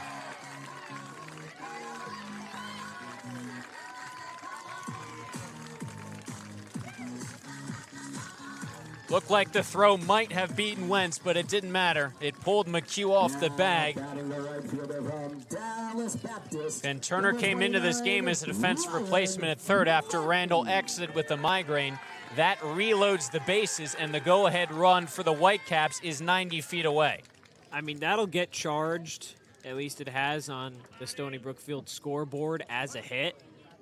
Waiting on the official ruling so far, but I'm sure for Ryan Smythe, that won't be credited with a hit. Schlager's first pitch to Ryan Martin, who struck out looking in the 7th most recently, is a fastball up at the letters. It's 1-0. That runner on at third would still be Shea Wentz's responsibility. 1-0 pitch, breaking ball at the knees, inside corner, called strike 1. Official scoring does rule that a single. Turner did have to go into a dive to get it. I mean, still, that throw would have beaten him, and it was just an errant throw. It's the second one from Turner. Just costly, costly mistakes. McHugh stands at 6'3", just couldn't maintain his foot on the bag. 1-1 pitch, fastball fouled straight back. And once again, Schlager a pitch away from getting out of the jam. After 3 walks for the Whitecaps, back-to-back singles, the 2 RBI, one by Sosa. That tied the game. Now the infield single by Dalton Wentz. Fisher on at third, he walks. Sosa at second, Wentz at first. Schlager looking for out number 3. His 1-2 pitch, breaking ball. Just getting a piece of it was Martin. Fouled it straight back, he stays alive. The most energy we've seen from this Whitecap squad this entire day. Again, it's really just been shut down from the Gatemen pitching staff, starting with Caden McDonald. Just things have gotten out of hand for the Gatemen here in the 8th. Tied up at 3. Bases are loaded, and now another 1-2 pitch. Schlager hit hard to second. Shane stays down on it. Throws to first in time for out number 3. Schlager gets out of the jam with the game tied, but not before the Whitecaps get their first hit of the night and tie this game up at 3. We head to the top of the 9th. It's a brand new ball game at Stony Brook Field. Stay tuned for the finish on Cape League TV. Legacy Insurance has been servicing Wareham and the surrounding areas since 1980. Call Legacy Insurance for all your insurance needs at 508-295-1315. Legacy Insurance, your hometown agency. Get ready for big results with our small machines. With more power, performance, comfort, and savings. They're ready for every job.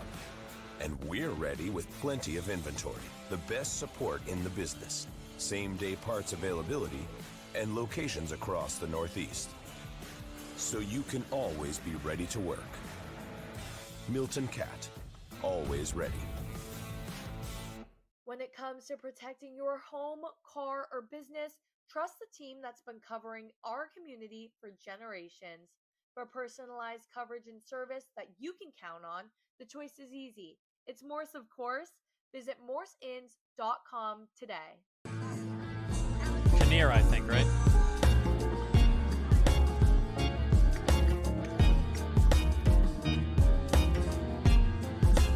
Chris Kinnear takes over on the mound for the Whitecaps. Top of the ninth, a brand new ball game. The two tying runs came in to score for Brewster bottom half of the eighth on a 2 RBI single by Alex Sosa. It was a comfortable game for the Gatemen really all night long. They were no-hitting the Whitecaps. That's obviously out the window. And now the righty out of Florida State takes over on the mound. The good news for the Gatemen, in 3 games this summer, a 6.23 ERA for the 5'11 righty out of Florida State. Yeah, you just got to take advantage of it. I mean, that really sucks. You had a no-hitter into the 8th with 2 outs, and hitting wasn't even what broke you.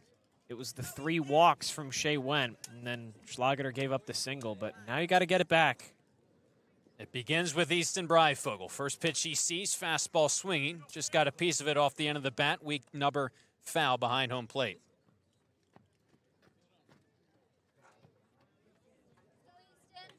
Four and a third innings pitch for Kinnear this summer. Breifogel has a base hit, 2 strikeouts. 1 for 3 tonight. 0-1 pitch to him. Fastball blasted. High in the air. Deep to left center field. This one's on its way. This one is off the wall. Breifogel heading to second. He pulls up there. A leadoff double for the Gatemen right fielder.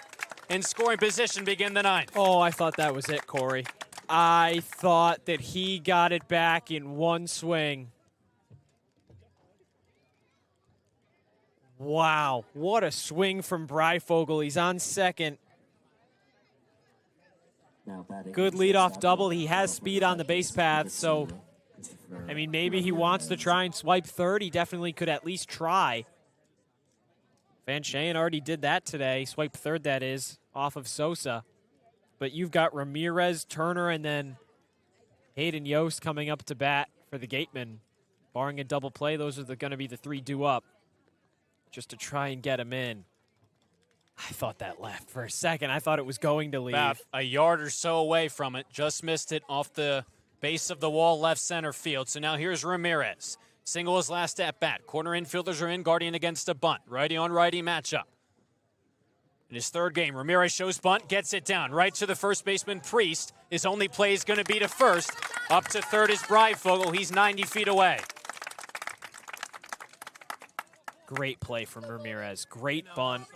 Cory, that might be, what, the first or second successful sacrifice bunt that we've seen? That is the second sack bunt of the summer. Mac Rose had the only other one, and it's been a struggle for Wareham, but Ramirez did his job.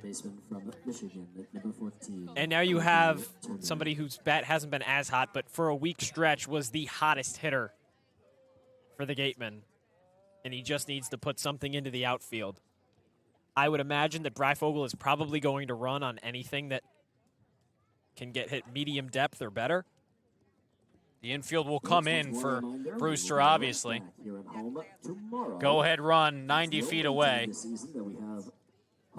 Brian Del Rosso out to talk things over with Kinnear.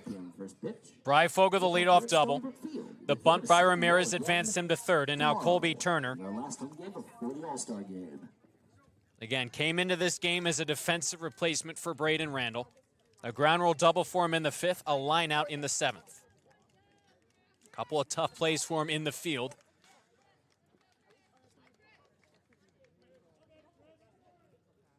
You go back to the 5th, that unearned run came in to score after his error at third, but here he is here. Chance to give the Gatemen a lead once again. Top of the 9th. Runner on at third, great speed with Breifogel. Show why you're an all-star right here. Kinnear deals to Turner, swinging at that first pitch fastball, fouling it straight back. It's 0-1. As we were saying, though, Turner gets into the outfield with Breifogel's speed. He doesn't have to groove one all the way to the warning track. Obviously, anything on the ground, we'll see if Breifogel's running on contact. Infield is in. 3-3 game, top of the 9th. The 1 pitch. Outside, Kinnear misses. It's 1-1 on Turner. Seemed like that was the spot that Sosa wanted, was just trying to induce Turner to chase. Brings the count back to even 1-1. It's a big hole back up the middle. Both sides of the infield a lot closer to the corner bags. The all-star starter, Colby Turner. 1-1 pitch, takes a breaking ball. It misses outside, 2-1. With the sun setting here at Stony Brook Field,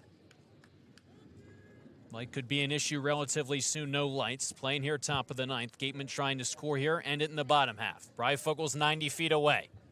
Hitters count for Turner. 2-1 pitch on the way. Got a piece of it, but came up empty into the glove of Sosa. It's 2-2. It was a big swing for Turner on a breaking ball. And here gave the lead up double up to Bryfogel. Advanced on the Ramirez bunt. He's over at third with one away. The go-ahead run for the Gatemen. Turner waiting on a 2-2 pitch. Coming here. Underneath of it. High pop-up drifting out of play by the first base line.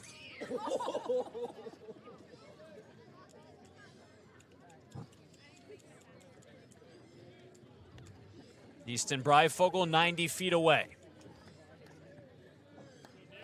Turner at the plate, found that last pitch off. Kinnear, first inning of work on the mound out of FSU. Another 2-2 pitch on the way.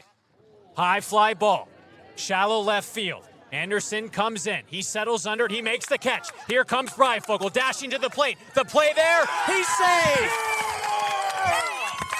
Easton Bryfogel blazing to the plate. Scores the go-ahead run. A sac fly by Colby Turner. Wareham's back up by a run. That's why Colby Turner is an all-star starter. He had 3 home runs last week, Cory, but he knew that that wasn't what he needed to do. He just needed to hit it into the outfield because Easton Bryfogel has the speed of Roadrunner. Moving down that third baseline in to score. I mean, wow. Just when it felt like the life had been sucked out of the Gatemen's dugout, the interns here, the fans, get it right back here in the ninth. And that would have been a close play at the plate if the throw was on line. It just got away from Sosa a little bit.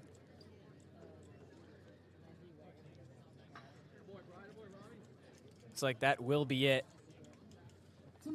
Brewster will make a pitching change to try and keep the lead, or keep the deficit rather, at just 1. Kinnear exits after allowing 2 runs to score in the bottom of the 8th to tie the game. The Gatemen have retaken the lead. The double by Bryfogel, the bunt by Ramirez, the sac fly by Colby Turner. The Gatemen back up ahead by a run, top of the 9th. Stay tuned for the thrilling finish on Cape League TV. If you need to dig, lift, move, grade, clear, or cut, pump, weld, clean, light, and just about anything else, dial up the rental source for the newest and the most reliable equipment in New England. Staffed with equipment and construction experts. Milton Rents, your local source. As the sponsor of tonight's game, PCT Federal Credit Union is proud to root for the home team. We're thrilled to offer great rates on auto loans, home equity lines of credit, and so much more. Visit us on Cranberry Highway in West Wareham. Reed Custom Soils, a subsidiary of the AD Makepeace Company, is New England's most experienced precision soil blender. Reed is the leading provider of the lightweight planting soil for green roof installations, stabilized stone dust for nature paths and pedestrian walkways, bioretention rain garden soils, and specialized soils for athletic fields, including your newly renovated Spillane Field. To learn more, visit reedcustomsoils.com. Shameless Plug Electric, hitting home runs on every job. Wareham's top choice for electrical work. Call Shameless Plug Electric.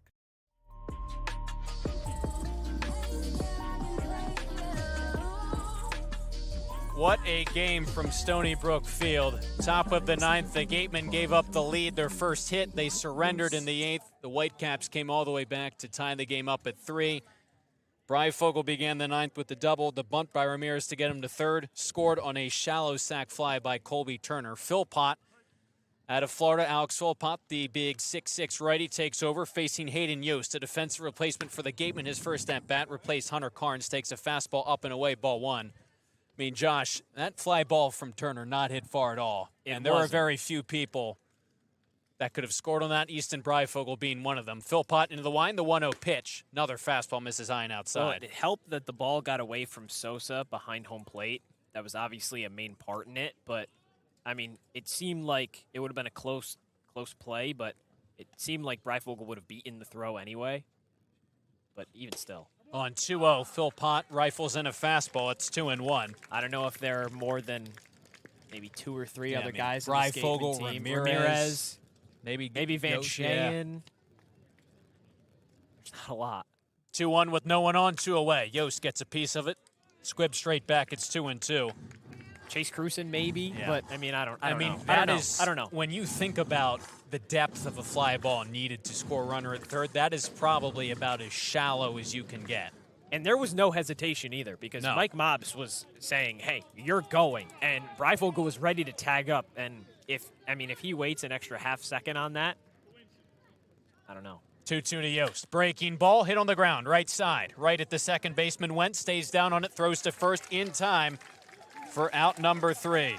Not before the Gatemen retake the lead. Breifogel scores the sac fly by Colby Turner. The Gatemen 3 outs away from their 5th straight win. Catch the finish on Cape League TV. Finding a good personal injury attorney is very difficult. If you or a family member has been involved in an accident, hurt at work, suffered a slip and fall, or have been injured due to negligence of someone else, contact the lawyers at Reedy, Kiernan, and McNally, LLP today. They are experienced trial attorneys who practice in all of the courts in the Commonwealth. The firm has been recognized by Best Lawyers in America for outstanding legal representation. Contact Reedy, Kiernan, and McNally, LLP today. The firm is located at 267 Main Street in Wareham. Reedy, Kiernan, and McNally, LLP also has offices in New Bedford and Falmouth. Call 508-295-0286 or visit their website, www.rkm-law.com.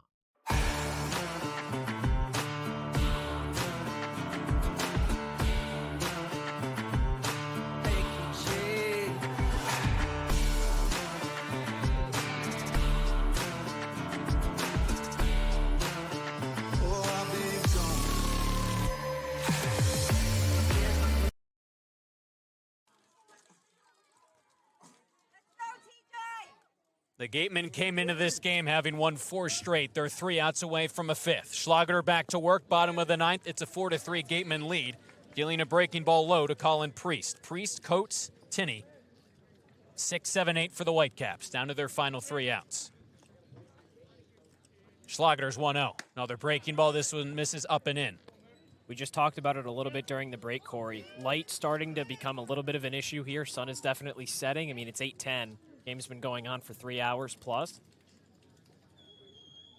2-0 from Schlager. Fastball outside corner, called strike 1. And you can see that urgency. Schlager working quickly on the mound. And that's the thing, is that if they can't get through the rest of this inning, which I'm sure that they're going to try to, it would go back to last completed inning. It would end up in a tie. 2-1. Bunt attempt. Going against the shift. Priest gets it down. A perfect job. The big first baseman, the Gatemen had shifted him. 3 infielders on the right side. It was just Ramirez on that left side. And on a pitch at the letters, Priest gets a leadoff bunt base hit. But perfect execution from Priest. And just a heads-up IQ play. Gatemen are one of the only teams that they haven't had, a whole lot of shift opportunities, or at least where they try and shift defensively, and now a pinch runner comes in, Scott Newman. So watch out for him to steal. The good news, Schlager going to have a pretty quick pickoff move if he wants to throw over to McHugh, but at the same time, you're going to have to work with urgency, but now the winning run is at the plate. Try and run on at first, the pinch runner. Showing bunt, getting it down his coach. Back to Schlager. Fields, he throws to first, low. McHugh is there to make a nice catch. A big out number 1, advancing 90 feet is Scott Newman. All right, well, you got that first out. They gave you an out. They said, here, take it. Yeah, it moved him into scoring position. Now the question is Newman going to try and steal third That's the thing that Brewster is going to know, is the familiarity with, is it going to be a good idea to try and steal on former Whitecap Drew Rogers, who's behind home?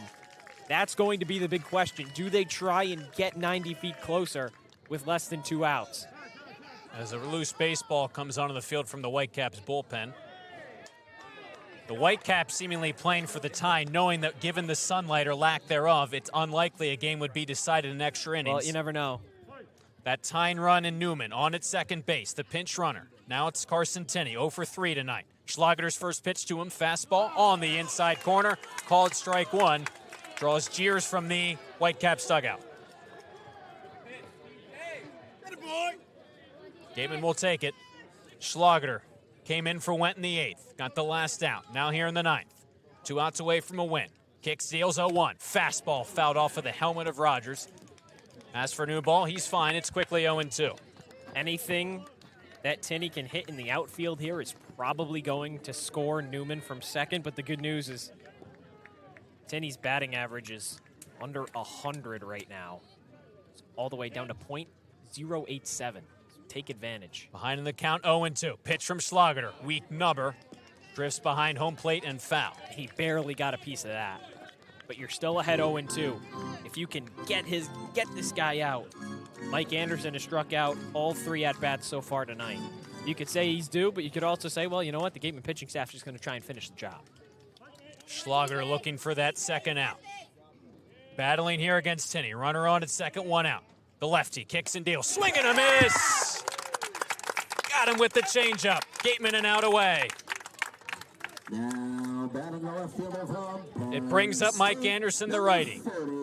3 strikeouts and 3 trips to the plate for Anderson tonight. The Gatemen and out away. Schlager working quickly, battling the Whitecaps and the sunlight. Here at 8:14 in Brewster.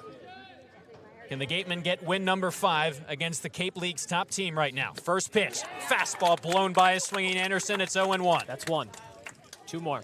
The Gatemen came into this contest splitting the first 2 meetings of the summer between Brewster. They've won 5 of their last 6, 4 straight, 3 straight against divisional opponents. 0-1 now.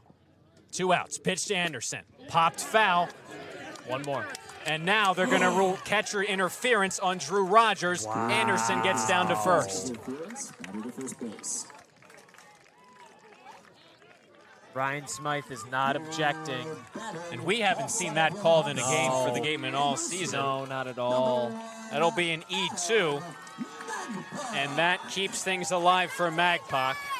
The winning run is on for the Whitecaps. The Gatemen still an out away against the switch-hitting center fielder, leadoff man Magpok. Schlager back to work, pitching from the stretch. First pitch of the at-bat. A roller to third. Turner's there. Gets up. Steps on the bag for out number 3. The Gatemen have done it.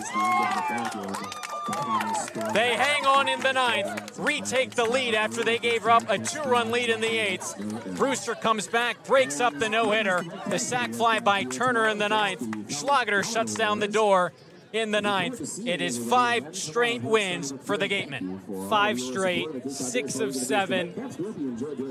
I didn't know, Cory. I mean, it got so close at the end there. Every matchup between these 2 teams has been so competitive this year. And the Gatemen find a way. Relentless. That's what's been talked about so much during this winning streak, was that the bats need to be their innings 1 through 9, and somehow they pulled it out again. And let's look around the Cape. Bourne 6-2 over Falmouth in the 7th.